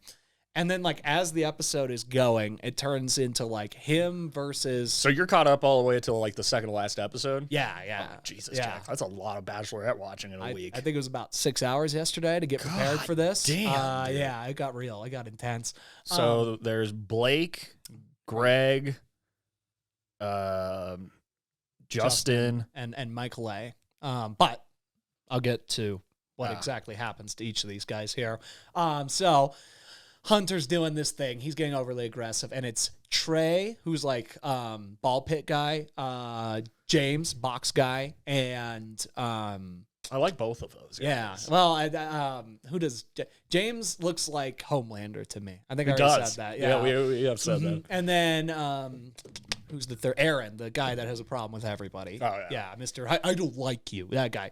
So those three. But he has a problem for good reason. Oh yeah, exactly. He's usually calling out. He's a people. pretty noble guy. Exactly. And so they are. I wanna go back and watch a season before people like got self-righteous about treating women well. Yeah. Just to see like the unfettered male toxicity. I mean, it's still definitely there in a lot of ways. But it's also with the through the lens of everything that's come to light over the past 3 years. Yeah, there's always a white cat. the now. the adjusting of how guys should be treating people. Exactly. Yeah, the toxic masculinity, detoxifying. Yeah, it's being if you will. detoxified. We're drinking a lot of herbal teas, okay? Sitting in a lot of saunas, sweating out the male toxicity. We're doing our best, okay? We're doing what we have to do. It's a disease. Anyway, so Hunter's doing all these things, and he basically tells Greg, he's like, listen, I got a top 4 list. Okay, I think it's you, me, and 2 other guys. And then they all start talking shit about him having a top 4 list. And then James is like, basically, he's like, his moves seem calculated. They seem weird. He just seems like a super fan of the show. That's what this guy seems like to me. And it seemed kind of like it, like the way that they edited it. Who's this? Hunter. He's like the biggest fan of the show. I guess that's what they were proposing. Which I can understand because, like, right away, he's like, do you want to be the next Bachelor? Yeah. Like, exactly. I know how this game is played. I was trying to do that. I know how to do this. Because so then basically, they were doing like some sort of slam poetry or something like that. Or it's like a roast. Okay, I gotta catch up. Yeah, it gets pretty real. And a drag queen. And then next week's gonna be the finale, so we can just review that. Exactly. Yeah, let's do it. Fine. Bachelor I will eat just a gallon of shit through this week. What 6 episodes? Yeah. 5 episodes because I watched episode 4. Yeah. Okay. Yeah. And so basically he does the thing and he tells the drag queen that he's not falling in love with her. And then on stage, he tells her he is falling in love with her. And then they call him out and then it blows up and blah, blah, blah. But what she did. A drag queen? Where'd that come from? The 2 drag queens were like hosting whatever the game was, Okay. the slam poetry or whatever it was. Yeah. And so just after that little interaction, he's like, I'm falling in love with you. So the guy, the drag queen was like, how do you feel? Are you falling in love with her? He's like, oh, well, I'd say I'm fine, but I'm not like in love with her. Yeah. I thought you were talking about he was falling in love with the drag queen. No. They were just like having a conversation. Yeah. Oh, Yeah. because I'm like, that would have been a wild curveball just to be like crazy. Yeah, Hunter just like walks away holding hands with this drag queen that's like a foot taller than him, and he's just like, I'm out of here. Bye. Yeah. Hey, good for Hunter. Go live your life, dude. But yeah, so he gets voted off, and then basically all the guys that were involved with that also got voted off because she was like, I'm done with it, which in the Men Tell All, which I think is my favorite episode. The Women in Men Tell All is great because that's what the show is. Before they do hometowns, they always do an episode of all the guys and girls that got eliminated. So that's episode 8? Yeah, I think 7 or 8. I gotta see this. And they just bring them all in, and like Carl fucking starts some shit again. Thomas is a big boob. Is that what they were doing last year with Emmanuel Acho? The Tell All thing? No, or that was the like recap. the recap. Gotcha. Yeah. Mm-hmm. Which, I was surprised. I guess Tasha and Caitlin. Yeah, Tasha and Caitlin are kind of running the show now, so they were running that. But yeah, they do. They get into it, yada, yada. And I was proud of Trey in particular. Trey was like, yeah, I realized basically all you knew of me was conflict, so I'm sorry about that. I should have probably, he's talking to Katie about this. He's like, I should have probably been there for you more, but yada, yada. I was like, hey, way to at least like grow as a person after this, right? See that? Because Carl definitely didn't. Yeah. Fucking Cody, I don't think really did. Thomas certainly did not. Thomas didn't even show up. He video called in at the end, and it looked like it was pre-recorded to me. Well, I mean, Thomas was the biggest fucking douchebag. Oh yeah, Thomas is a bag of shit, Fuck dude. that guy. And then oh man, and then like Connor B steps up for Hunter. He's like, I was Hunter's roommate, okay, and I knew he was falling in love with her for sure. But he brings that up. When did Connor B get voted off? Oh yeah, so that happened then pretty quickly after all the Hunter stuff. It was him. Oh yeah, Connor was in the top. It was him, James, and Trey, I believe. Yes, that I liked the most. Yeah. So he got. Oh man, I felt bad for him. He got a one-on-one with her, and he was. Oh man, he was gushing. He was free. All this happy stuff, and then she basically went to his hotel room before they were going to go to dinner, and she was like, and she had kind of alluded to this, and like they set it up as a whole thing. She's like, "You're amazing. I really thought this could work, but like when we kiss, I don't feel anything." Oh yeah, and then in the tell-all, he goes, "No, it would have only been worse if she said that." And then she goes, "You have really like good best friend vibes." She basically did. That was kind of the vibe. And then in the tell-all, they bring Connor up because he's a fan favorite, and they talk to him, and then he's like, he essentially.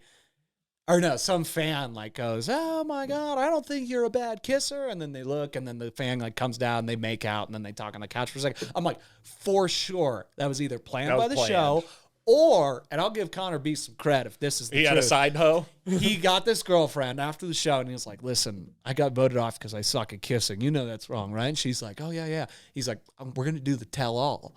I got you a ticket, right, front row." Stand up and just scream. But the way Tasha and Caitlin react is like, oh my God, what's happening? Rather than, who the fuck is this? What is going on? Like, if somebody did that, security would remove them. Yeah, no, that had to either be cleared or planned by producers. 1000%. Yeah, it was so staged, but hey, good for Connor. He got a hot girl now. Oh man, that made me cringe so hard I started tears. Yeah, it was bad. Oh. So that happens. Hunter leaves. They all leave, and then it comes down to the 4 that we know will make it. This guy. Oh, the Virgin. He makes it. Oh, dude, the Virgin. It takes a wild turn. Give me uno momento. And then we have Andrew, the football player from Austria. Yeah, I liked him. He was cool. And then I don't know his name, but I call him the cockatoo because he's got the fooshy hair. He literally didn't have a date with her the entire time. And then the last one, he didn't get picked. And he went up to her room and was like, "Hey, I feel like I should get some time." She's like, a little too late. Exactly. Like, I can't really do anything for you. And then he leaves. And then it's like, oh, shit. Well, she should have voted him off sooner. I literally think the only reason he was there was because there were so many fuck sticks that she had to vote off that she might have liked initially, like that he just kind of made it through the cracks. I really think he just stayed neutral. He just silently kept his mouth fucking shut. He silently made it to the top coasting. So that's the cockatoo. Now the virgin. Okay. Let me tell you what happened with the virgin. Okay. Gotta get that Zevia. He got a date with her, a one-on-one, and they go. And, she seems to like him. He's like this, he's weird, but he's cool. He's fine. He's a nice guy. And then what they're going to do is they go to the woods, and there's like a cuddling expert. There's like this bed made in the woods with all these pillows, and the lady like has them get in all these different cuddling poses, and they keep laughing. And then they cut to the lady, the cuddler, and she's like, I noticed a lot of nervous laughing, which typically signifies awkwardness, and no it's like, shit. yeah, okay. And then, some expert you are. Yeah, that's all she really does. And they like kind of cuddle, and it's weird. And then they cut to him, Mike P, I believe was his name. And he's like, no, she's got a great energy.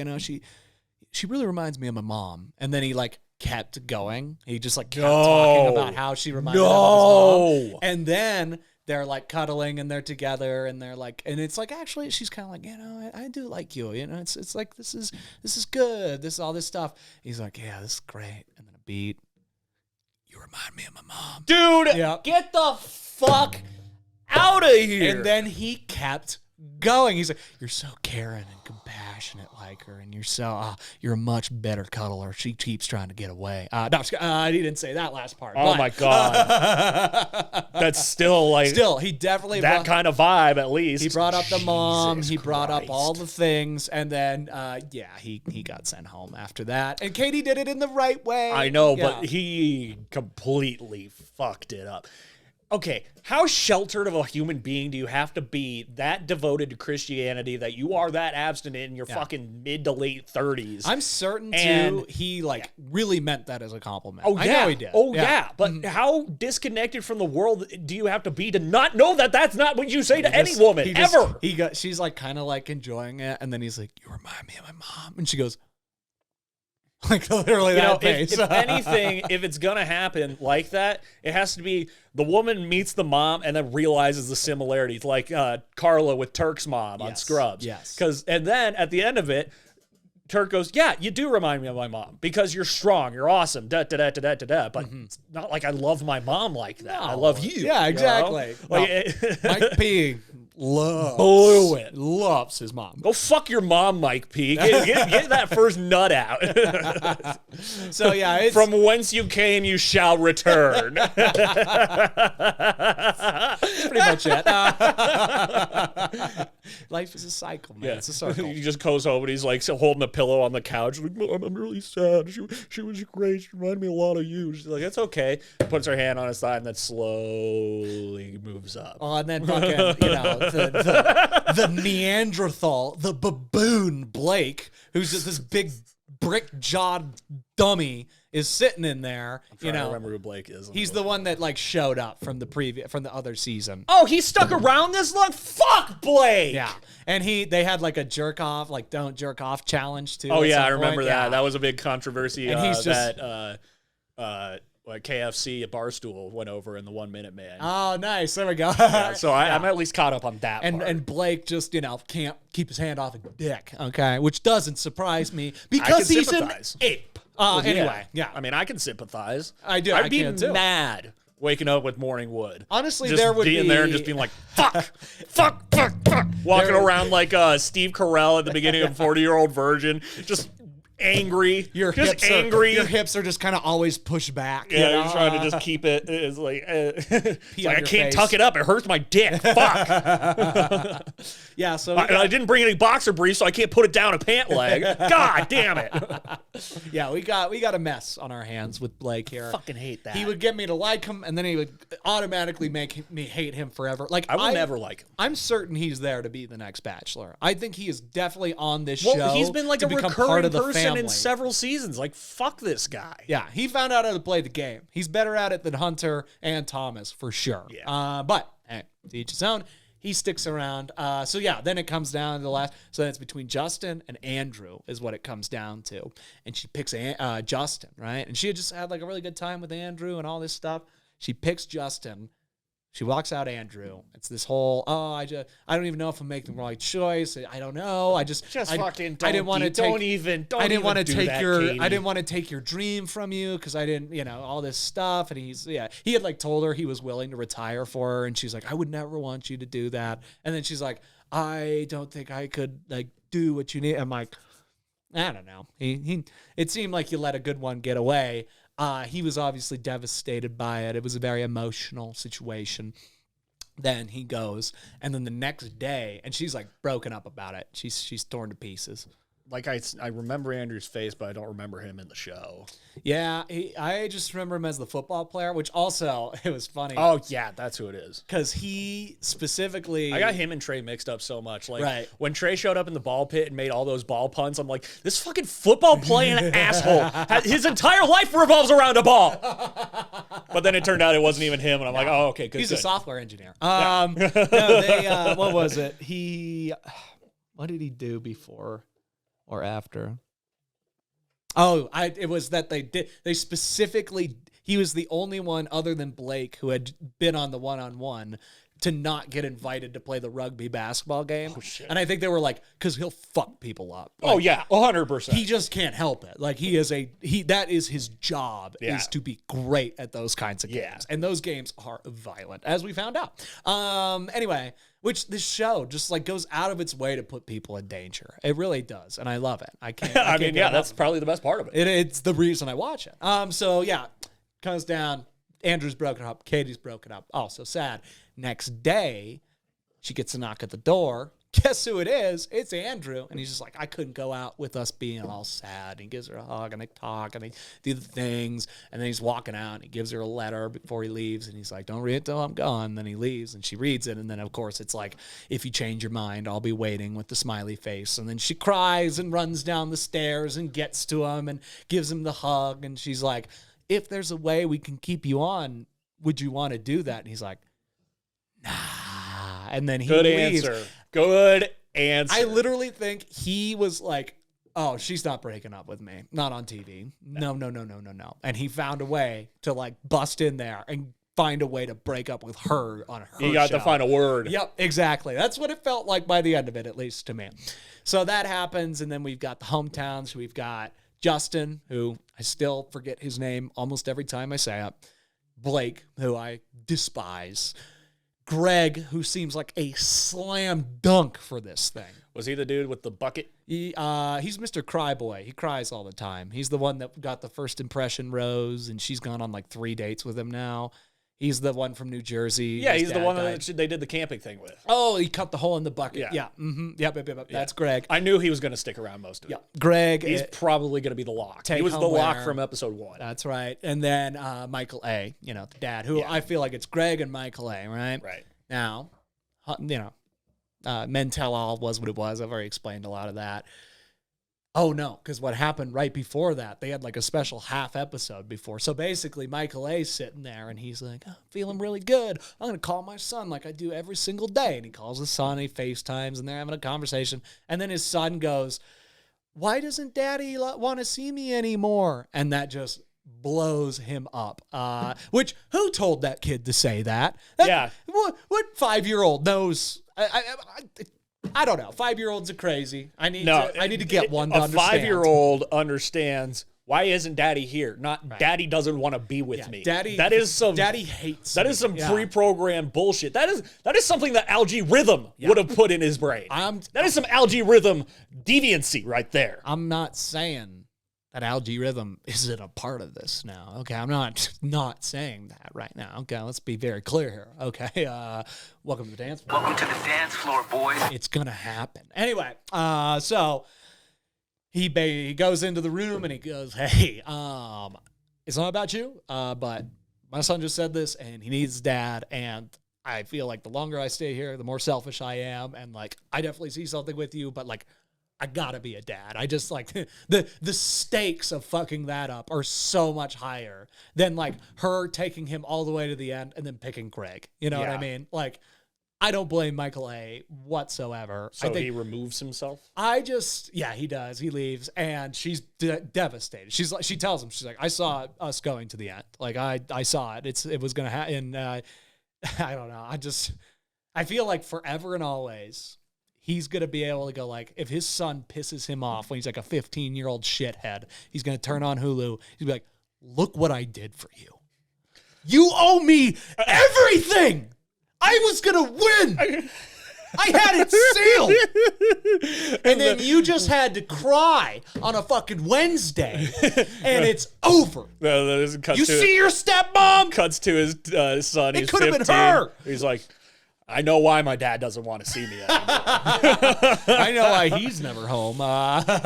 Again, yikes, I really fucked up an opportunity for this man. The consequences of him losing the show, the consequences of him, leaving his son out to dry, a very pivotal time in his son's growth, but also the potential of him now abandoning his son. Like, this is all on the table now. That's rad. That's pretty fucking rad. And then he shows up at the tell-all, Katie looked like she could not have wanted to be there less. Like, I'm sure. She did not seem happy. For sure. And Michael was like, yeah, if things like could happen, like, I still am open to it. And she's kind of like, yeah, well, things went the way they went. So, and like, again, I feel like they do the tell-all like months after they've recorded the show. Like, I think the show all gets recorded before it's ever released, and they just can't say anything. I think that's how it works. But blah, blah, blah, blah, blah. Hometowns were weird because normally they go to the hometown, they meet the family. Well, because of COVID, they had to bring the families there, right? They had to bring them in, and they had to, like, basically design, like, Justin had to design Baltimore in New Mexico. Fucking, who else? Greg had to do New Jersey. Blake had to do Canada. So what? Capture the essence? Yeah, and it is, I don't think these guys did any of it. It is the most, like, generic, basic versions of those cities and those places. Yeah, Baltimore, it's just like the first season of The Wire on the TV. Exactly. So this is what Baltimore is like. A lot of drugs, a lot of Canada, they're just civil rights violations against minorities. Canada, they're just drinking maple syrup out of mugs. Oh yeah, they actually do that. They actually do that. It's got to be a part of like a holiday. I can't believe that would be. Blake's like, I keep this in my bedroom drawer. Oh yeah, I use it during sex. All of this is said. Katie does ask him about it, in fairness, but still.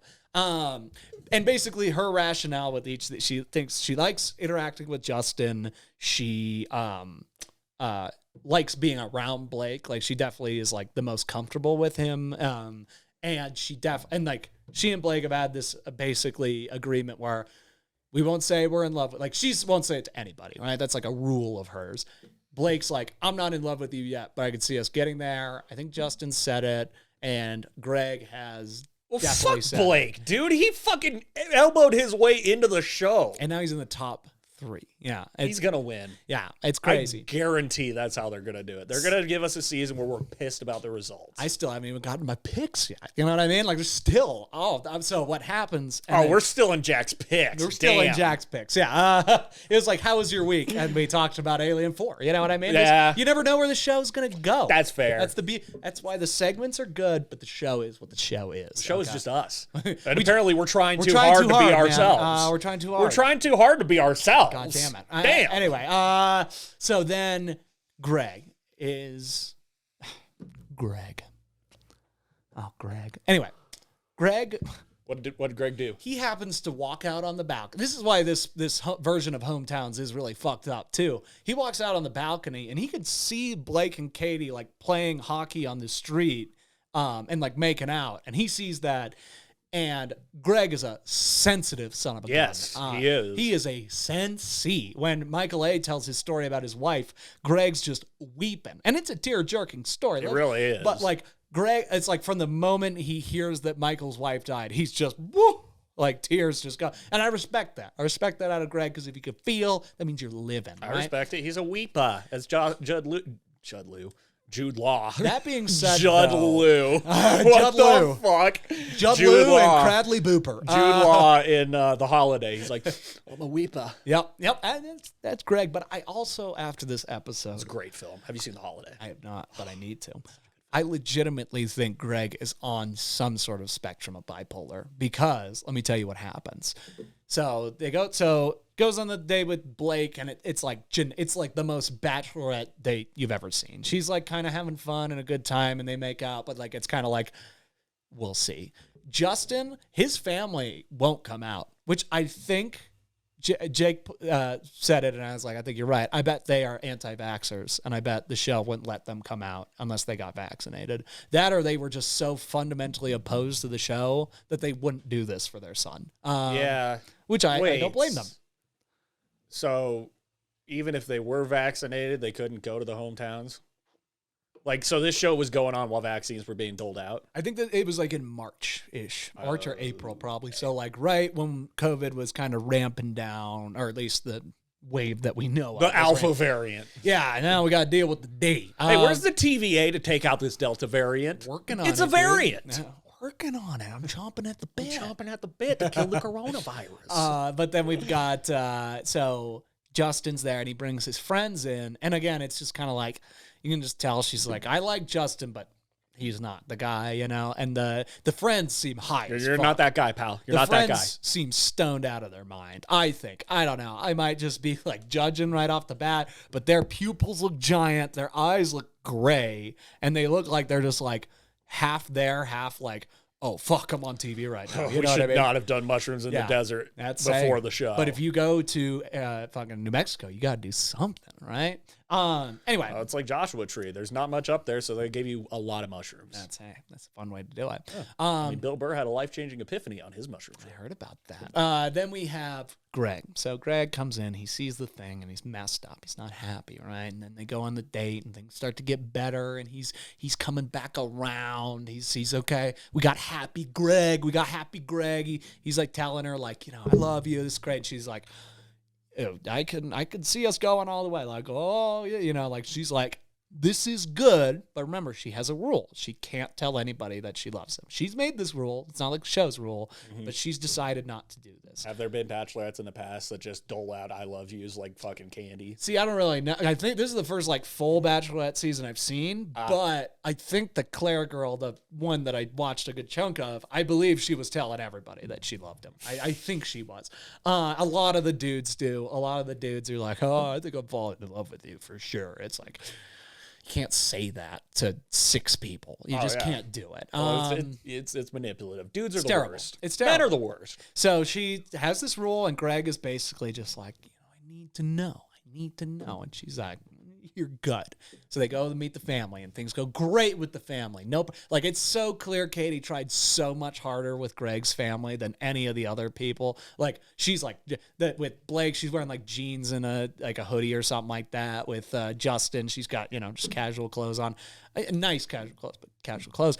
This, she's like dressed up to the T. She's got makeup on. She's like talking to the parents like it's a real person, not like it's a TV segment, right? They're talking, it's good. Greg's like, oh, yeah, this is the one. Yeah, I love this girl. Oh, yeah, for sure, yada, yada. They sit in the room, they're talking, and it's good. And then he's like, basically pours his heart out to her. Oh, I love you. And like Katie even tells his mom, she's like, I don't want to say the word front runner, but Greg's going to be here next week. Like, she's like, all the other people, she's like, we'll see, you know, I could see. They're like, are you ready to get married? And she, with Blake and Justin, she's like, I could see us getting there. With Greg, it's like, yes. Like, that's what it is, right? That's where she's at. That's where he's at.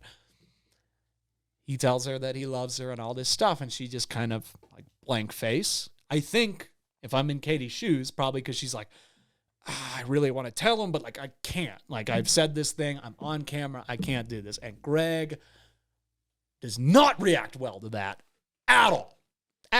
He just basically falls apart. Like, he just crumbles in his, which, like, I get to an extent where you're like, I just need to know you're on the same page as me. And she's only been able to do so much of that. He's basically like his fundamental argument by the end of this, because they do this, and she's like, what's going on? Like, let's talk in the other room. Seriously. And then the cameras follow them into the other room, and they're like in this dark hallway, and he's freaking out, and he's like, I don't know about this. Yeah. She's like, you're good. Like, I told your mom you're a front runner. You're going to be here next week. You're going to get a rose. He's like, that's not what it's about. It's not, and then he leaves, and it's a mess. And then the next day he comes in, and he's freaking out about it still and all this stuff. And he's basically like, you know, I told you all that and I didn't feel it was reciprocated. And she's kind of like, oh, like I have this rule with the show. And when there's 2 other guys, like I can't like throw that word out. He's like, you know, she's like, you're good. You're going to be there next week. He's like, I don't give a fuck about a rose or being here next week. I'm here to find my wife. You know what I mean? And I'm like, I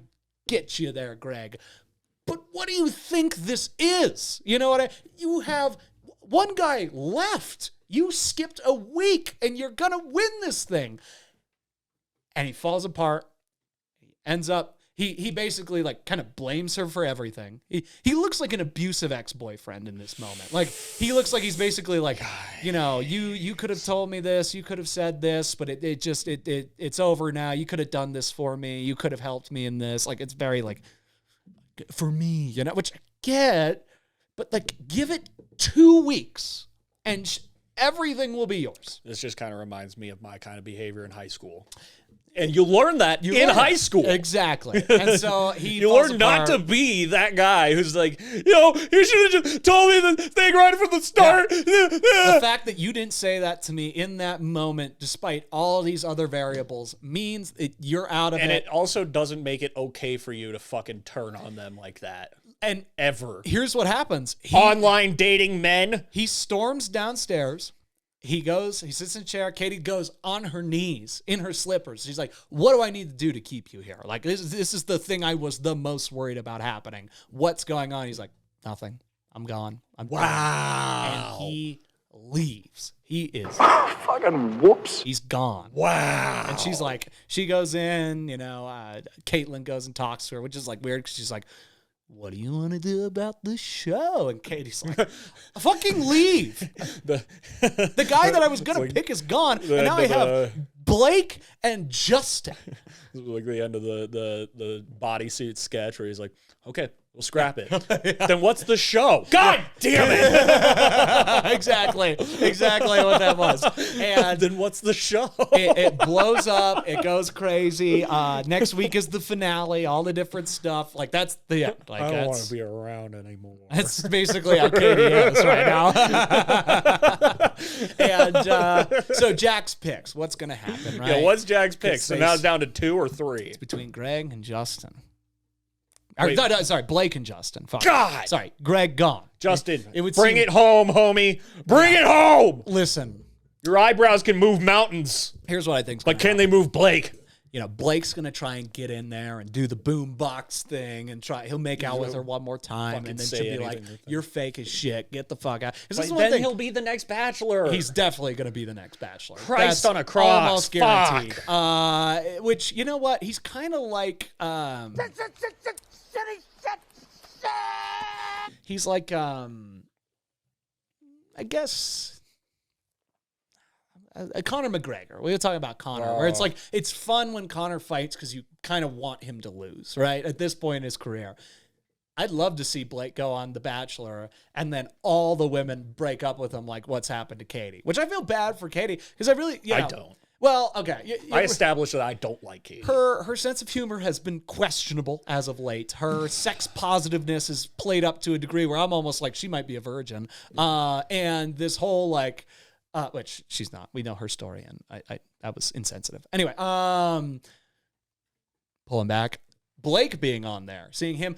The thing with Katie is like, at least she is like having adult conversations with these people. If you watch other seasons, you will realize babies. You think Greg is like a 40-year-old sage compared to the rest of the fuckers that have been on this thing, right? Which is again why I think Greg either is on that spectrum of bipolar and he's just like reacting like really aggressively to heightened feelings, or he was looking for a reason to leave. Like he was looking for a reason to go and he wanted to make it as big of a deal as he could. Anyway, Justin, Blake's going to try and make it happen with Kate. It's not going to happen. Justin's going to give one last push. Okay. It's not going to work. She's going to end up leaving with nobody. That happens sometimes. Really? I think so. Yeah, I've heard Whoa! of that. I've heard of that. I did not know that. Yeah. Whoa! Well, like the last Bachelor, Matt told Rachel, he was like, yeah, I can't marry you, but like we can date. And then everybody's like, she's a racist. And now they don't date anymore. Well, I guess they're working on it now. But she will leave the show, and it'll be bad. Like, I think she went to that men tell all because she contractually had to, and right now she's out in Seattle living it up. Now, me, I'm gonna get tickets to a Seahawks game this year, and I'm going to stumble into Seattle. I'm just, oh, hey, and then Blake's going to come down from Canada and try one last ditch effort to get her on, make it a whole big dramatic thing, get more followers on Instagram. I'm going to knock Blake the fuck out in a dive bar. I'm going to go up to Katie. I'm going to say, hey. I'll buy a ticket with you, so it's guaranteed on video. Let's go. And we're going to... It's got to be on video, and then we will take we will put a DMT watermark on it. We will blow up. That's right, dude. This is how the show is going to become the #1 podcast on Apple Podcasts, okay? Is because we're going to go to a dive bar in Seattle. We're going to find Katie getting harassed by Blake. Because quite frankly, that's what Blake's behavior is harassment. He's a harasser. And so we're going to go in. We're going to say, hey, boo-hoo! Oh, yeah, no, he is an absolute emotional manipulator. Absolutely. And I'm going to go up to him. I'm going to be like, you see that big, because he's got a big jaw, right? So I'm going to have to go, I'm going to have to throw a couple bows on that thing to loosen it up a little bit. So this is Jack's pick. She goes home with nobody else. You kick Blake's ass. I whoop the shit out. And then he shows up next season for The Bachelor, black and blue. And I take Katie's hand. We have an amazing night, okay? And then the next day she goes, if there's a way we could keep you on the show, would you want to? And I go, nah. And then I go back to Denver and live with Elizabeth Olsen. I gotta go. I got it. It's the one. I gotta go. It's the funniest line in the whole show to me. I gotta go. Please stay. It's my birthday. He never stays the whole night. I gotta go. That's going on the board for sure. Yeah, that's Jack's picks for the season finale of The Bachelorette. Well, that was incredible. I'm inclined to catch up just so I know all the fuckery and buffoonery. Yeah, if Mason Rudolph hits at least 3 people with his helmet and I end up with Katie in Seattle for a night, I'm the smartest man alive. These bets are now live on mybookie.ag, sponsor of DMT Don't Miss This Podcast. Just kidding. Woo! Oh my God, that was a good one. Yeah, that was fun. I mean, I feel like my rage was really channeled into that segment. No, for sure. And I feel like now my soapbox is like, kind of moot. Hey, your soapbox was the alien thing. Okay. Honestly, yeah. Yeah, that was Sammy's soapbox. We didn't have. We're bringing the segment back. We didn't have an explosive Sammy's soapbox, right? But I had a lot to say. It was a rambling rant. It was surgery. It was slicing and dicing. I mean, dog shit. I wasn't screaming, so clearly I wasn't trying too hard. No, you were just Christ. Hard enough. Shall we finish with our newest segment? Our 2 newest segments.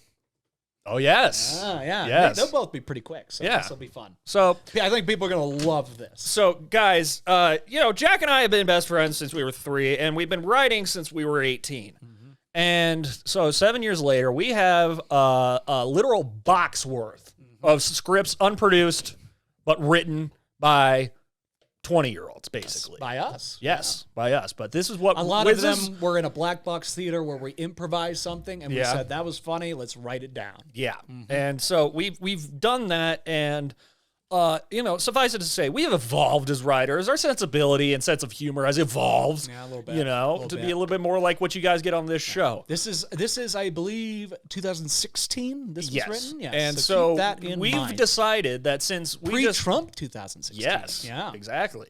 So we've decided that how about we go through that box and read these scripts and just see how they play on the air. Like, we'll just do a little quick table read. We'll play characters, do action description, and we're just going to go ahead and call this segment The Box. That's right. Sammy, be... Oh, what's in the box? What's in the fucking box?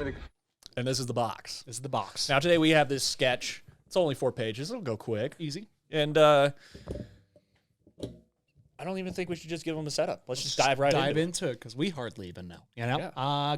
Like, we have not had eyes on these in a long time, but these came from our fingertips and brains. Yeah, we thought all of these things. Yes, we'll take full accountability of that. This is going to be a fun little experiment. Mm-hmm. Yes, and we have so many more sketches that we can just keep doing. It's going to be fun. I'm Jack Anderson. I will be reading the narration role and the part of William. I'm Sam Butler, and I will be reading the parts of Ashton and Tayshawn. I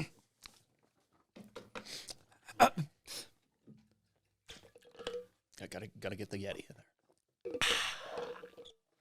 On your time. Fade out. Fuck! Fucking whoops. Fade in. Interior.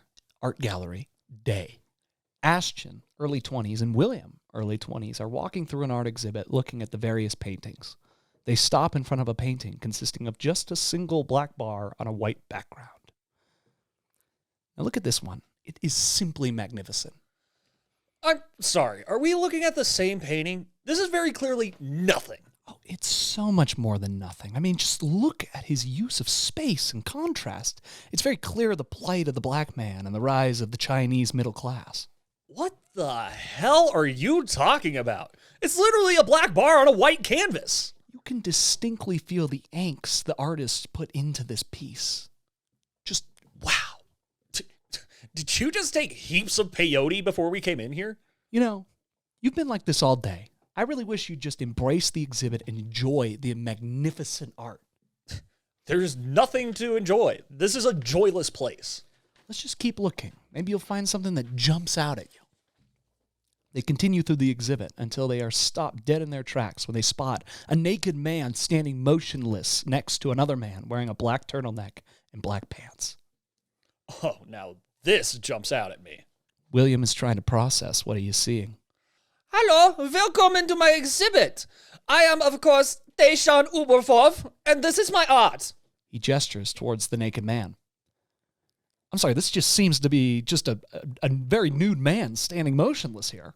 But you see, it is more than just a man, because man and his various poses is God's greatest piece of art. No doubt, definitely. I feel that. For example, the Mad Dad. The naked man then takes the position, cocking his head back and pinching the bridge of his nose in anger. Wow. Now, we've all felt like a mad dad at some point, haven't we? Well, I don't have children, and neither do you, so you're wrong there. I seem to have let myself go. Oh, fuck! The naked man then leans forward, grabs his gut, and shoots a very unpleasant look at William. I stole your action description, but that was the look for the camera. Now that's raw emotion. He gives a small applause. Why is he looking at me? William moves to the other side of Ashton, and the man's eyes follow him. God, his eyes are following me. It's like the Mona Lisa. It's fucking creepy. Yeah, I'm not really picking that up at all. There seems to be something on my shaft. The naked man then grabs his dick and looks at it quizzically. I am not a fan of this in the slightest. It's getting progressively worse. Okay, I know for a fact that you of all people can relate to that pose. Hey, the antibiotics got rid of that. The man is now staring at him again. He's staring at me again! Ugh! And he's getting hard! What the fuck? Don't flatter yourself. Oh dear, I have dropped my change! The man turns around and bends over. Absolutely not! I am fucking leaving! Oh man, come back! I'm just now starting to enjoy this place. Take a shot. Do another one. Fade out. And that was the art gallery. Yeah, woo! We wrote that. We wrote that. We wrote the shit out of that. And hopefully the people can pause this, go to the YouTube if they're listening audio, and then just watch me do the poses. Yes. Except for the bending over one, because I didn't want to get up. Yeah, it's a little tricky. It's a little tough. We'll find a way to kind of get. But I remember, now at reading them, yeah. I remember the poses because like the grabbing the gut. With the faces. Yep. Yeah. We literally just like improvised that one day. It was us, Wes and Dylan, the old Trilla Gorillas. The Trilla Squad, as we were right. dubbed. Yeah, it was. It's good times. It's good times. Indeed. That's fun stuff. That is fun stuff. I actually like this segment. Let's Yeah. keep finding what other goofy shit we've written. It's interesting. It's interesting to see. Like, okay, like, could I make this better now? Like, how could we do this if we actually made it? I don't know. I liked some of the jokes. Like, I think there's some solid stuff. Did you take heaps of peyote before we came in here? oh no, the one line. it's very clearly the plight of the black man and the rise of the Chinese middle class. Like, what? That is exactly some kind of bullshit you would hear at an art gallery. Absolutely. From two white dudes. Yeah, from two white dudes who know nothing better. So that was. Oh, what's in the box? What's in the fucking box? Thank you for listening. Thank you. And now for our final segment, sending guys off. I'll give you a little rundown of why I thought of this, right? I should put classical music as the lead in for this segment. That's a good idea because when you're learning how to get into the wide world of jobs and adulting and stuff like that, you got to learn how to go through interviews, right? You got to learn how to do the resume. You got to learn how to do all the stuff. But the interview process is quite tricky because it turns out there's a game within the game to it. Right. And also on this show, we're the ones who do the interviewing whenever we have guests on. That's 1,000%. So we're good interviewers. Yeah. We're good. But how are we at getting interviewed? That's the real question. And Good something question. that I've learned is that even though this has never actually happened, they potentially could throw a weird question at you, right? Like how many golf balls can fit into an airplane, right? They're not asking to find out how many golf balls could fit into the plane, though. 6,709. What they're asking is what are your critical thinking skills, right? They're looking for you to start talking about buzzwords like the volume of the base, the circumference of the nose, stuff like that. That's what the divots of the ball. That's what they want you To use a phrase I used earlier, deductive reasoning. Deductive reasoning. That's what the people are looking for. That's what the people that are going to pay you money need to know you can do. So every week we'll alternate. I'll think of a question and ask Sammy B. Sammy B will think of a question and ask me. And it's about us trying to work out that question. But the key here is the person asking the question will not be Jackie D or Sammy B. No. You're going to have to find out who it's going to be every time. Yeah, and I'm not saying that Stumple Fromkins isn't coming in next week, but I'm not saying Stumple Fromkins isn't coming in next week. We booked Stumple Fromkins. Stumple Fromkins. Stumple Fromkins. He's gonna get mad at me if I can't say that right. Okay. So essentially, I'll ask my interviewee a question, and I will judge. I will find out, would I hire this gentleman? Right? Okay, Greg Rosenthal, you explained it twice now. Hey, need the people to know. Yeah, I don't think there's any more lead-in necessary. Let's get into it. Who are you, and what is Sammy B here to interview for? No, that's not going to be it. Let me just... My name is...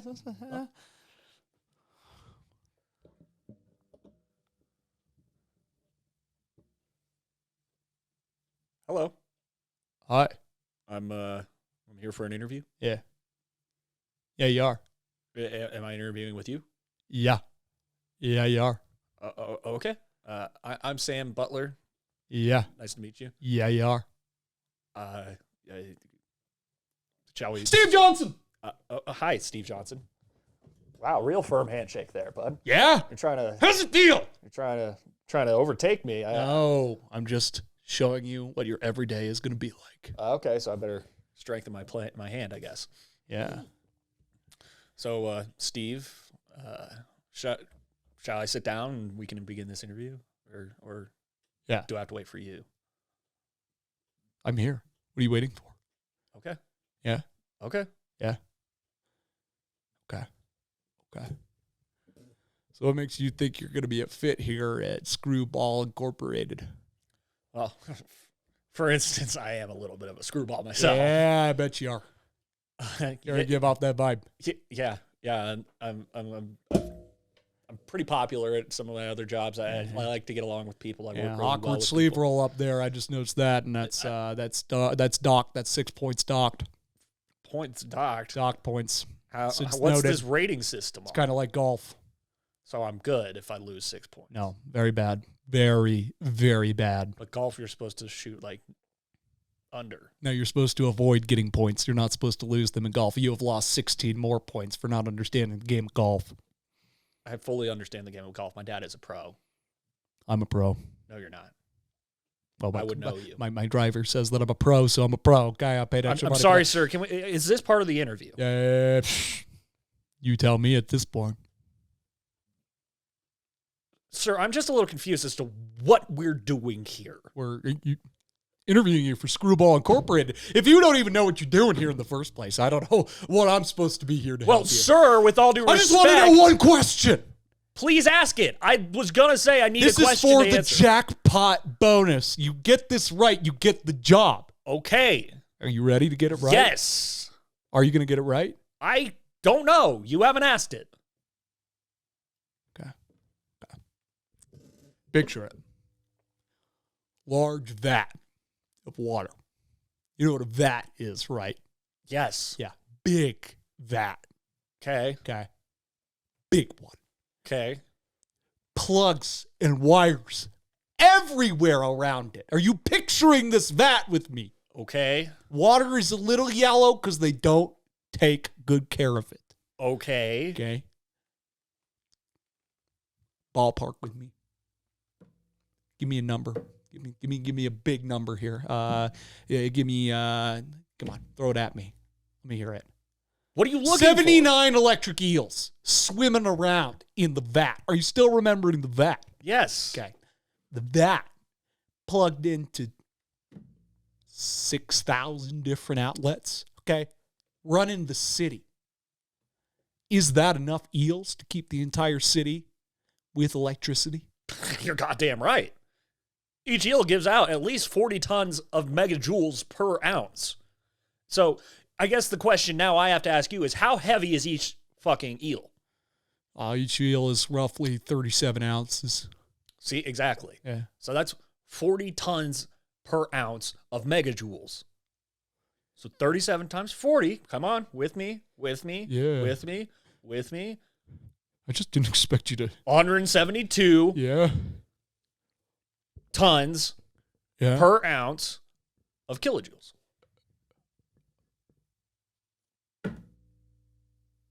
Shit, he's right. You could plug that, like you could plug half that and power Vegas and New York. What if we take them out? No more moray eels. No more of the green guys. How many electric eels to run this thing? You said electric eels first. You didn't say moray eels. He's on me. Guys! Guys! So I got the job. You actually took his job. Congratulations, Sammy B. You won the jackpot! Yeah, he just gets dragged out. Steve Johnson is taped to an airplane seat for the next 20 years. Dudes in sunglasses come and grab Steve Johnson, drag him out, and then one walks back and goes, "You sit here now. You sit. Your job. You sit here now." And you wait for the next guy. I like that segment. That'll get fun as we get more into it. Yeah, we'll get our improv game strong. Listen, we haven't done improv in a year and a half, man. Yeah, we got to get our skills back. We did one album. It was a great album, but the tools, the katana has not been sharpened. Yeah. I mean, we've been writing, we've been directing, we've been filming, we've been editing, we're doing all the stuff. That's right. But we got to keep these muscles exercised individually. I think Steve Johnson had a good life on the show. Mm-hmm. Yeah. About as good as Greg did on The Bachelorette. Yeah, he gets dragged to the back and then you just hear a big old Oh no, you hear a splash because he's been thrown into a vat full of electric eels. No, I can't swim. I can't do it. I can't swim. And then he gets bit by all the eels, and a gap in his teeth gets fixed, and then he's like, "It's my birthday. Then he's time to light my candle." Then he's Super Steve. Yeah. He's just Electro Steve. Electro Steve. Coming soon in Spider-Man: Far From Home.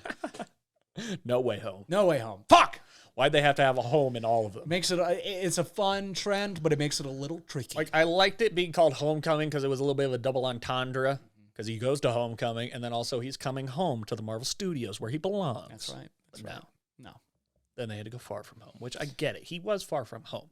And it was an interesting thing to see Spidey in Europe. That's right. But No Way Home? No. Does that mean he's going to get sucked into a multiverse and get stuck in the Sony universe of Marvel characters? Oh, that might be right. The Sumk? Oh, shit. You're right. Like, he's going to get stuck in the Sumk? Oh, no. Oh. He's in the Sumpkin place. Steve Johnson, Blake, and fucking Duct Tape Kid are all fucking crying right now. Actually, they're all celebrating because they're all pieces of shit. Yeah, they're Let's huge get to pieces it. of shit. Oh, man. Fun stuff. That was really fun, and I like the return to the segments. Yeah. Let's keep it up. Light segments, though. Light you said, segments. let's not do the whole lead-in. Well, I like the what's in the box lead-in. If we can do stuff like that, that's that cool. I like doing a little classical music bumper for the interview. Yep. Set the scene. Get a like a heavy metal one for Sammy's Soapbox. Get like a sports one for Jack's Picks. Yeah, something along that line. What's the TNT? No, that's not right. Yeah. Or is that ESPN? I don't know. Well, I love the TNT one. Dun dun dun dun dun dun dun dun dun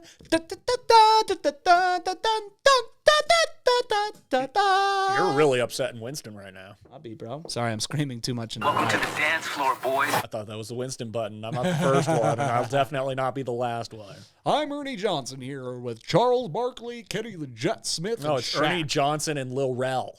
Oh, in the space in Algae Rhythms world, it sure is. Algae Rhythms world is our world, Jack. I really, really think they should start putting comedians as the color commentators of games. Yes. And make the players the play-by-play guys. Yeah. Yeah. That'd be great. Maybe someday. Or even like the round table, get just comedians. That'd be good. But they also have to be sports fans because Of you course. can't have someone like me sit there and just cracking jokes the whole time when I don't know what the fuck I'm talking about. Let's get Bill Burr, Tom Segura, and Bert Kreischer to do the Tampa New England game. Yes. It has please. to happen. I mean, Tom for sure because he loves football, but it could just be Bill and Bert. It could. It could. Because that's their teams. Well, I can't remember where it was or what it was for. I think it was All Things Comedy, but it was Patriots versus Rams game before the Super Bowl. It wasn't the Super Bowl, but it was Patriots versus Rams, and it's just Bill Burr by himself sitting on a couch with a camera, just talking shit about the game. Like he's doing his own commentary. It's on YouTube. You got to check that out. That's pretty great. Bill Burr commentating a Patriots game because it's pretty damn entertaining. Yeah. I'm into that. Yeah. So much stuff. That was an extra long episode, but we had a good time with it. We brought the segments back. It's the return of the segments episode. And we didn't have a review, so we had to play a little bit. Yeah, true. We won't have a review until Sunday, but that'll be Doesn't before matter the to these people. episode comes out. So you guys won't even have to fucking worry about it. You'll just be like, "Oh, hey, the Suicide Squad episode is out." Bleep this whole part. Yeah. They don't need to know. They don't need to know about the wizard behind the curtain. Just do a sound effect of a gunshot and a body dropping.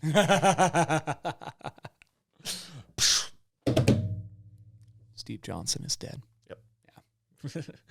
Alrighty, I think that does that for us here at DMT Studios with another episode of DMT. Don't miss this podcast. I am Sam Butler at SammyB_DMT. He is Jack Anderson at Silverback Sasquatch 1162. Please call him that in public. Forever it made and his always. entire year when our I'm guest talking of the show, to you, friend Katie, of the show, when I see you in Seattle. And Blake. You have to be there, bud. Follow us at DMTPcast on Instagram, also at gmail.com. Send us some stuff, comments, questions, concerns, something, telling us that we're trying too hard. Mm-hmm. Go to bestworstcantina.com, where you can find all stuff DMT and all stuff Locomotive. That's Ian Solo and Vic Lotto Este. That's this weekend. We'll be there. It's Let's going to go to be Marquis dope. Theater. It's going to pop off. Yeah, it's going to be dude. fucking awesome. And it's going to be a packed show, too. That's going to be awesome. Is it? Nice, yeah. Because it's like there's only a few ticks left. So, otherwise, go check out DMT Studios on YouTube.com and watch us. So you can actually see our performances with our latest box segment. Right. And also try and comment and drown out the haters who say we try too hard and scream too much. Specifically the one on the left. Yeah. Which, for those listening who don't know, it's me, Sammy B. Yeah, I like how that was like that little bit of a call out. Yeah. In particular, you on the left. That was the best because I was just like, that part of that it's so funny that he's like, you guys are trying to. No, he's just. I love reading it with this tone. It's like, guys, you are trying way too hard. I'm sure you have great personalities. Sure, you have great personalities. The swearing and the scream is excessive. In particular, you on the left. He's probably listening to this like, fuck these guys. Hey, you know what? You got suckered into DMT. Yeah, you're and part of the universe, dude. we're happy to have that kind of feedback because we'll call it out. We are. We're happy to negative, positive, whatever. We'll have fun And with the that. thing that's just so funny about us trying too hard is that this is fucking effortless. I could try really hard to be way angrier and cuss way more, but I don't know. I might have a heart attack if I try too hard. See, once Sammy's soapbox really gets going. Once it gets rolling, dude. Yeah, it's maybe shit is the lead into Sammy's soapbox.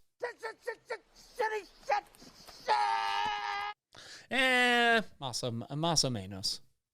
Because that's more him being upset rather than angry. That's true. That's true. Maybe a Gary Oldman.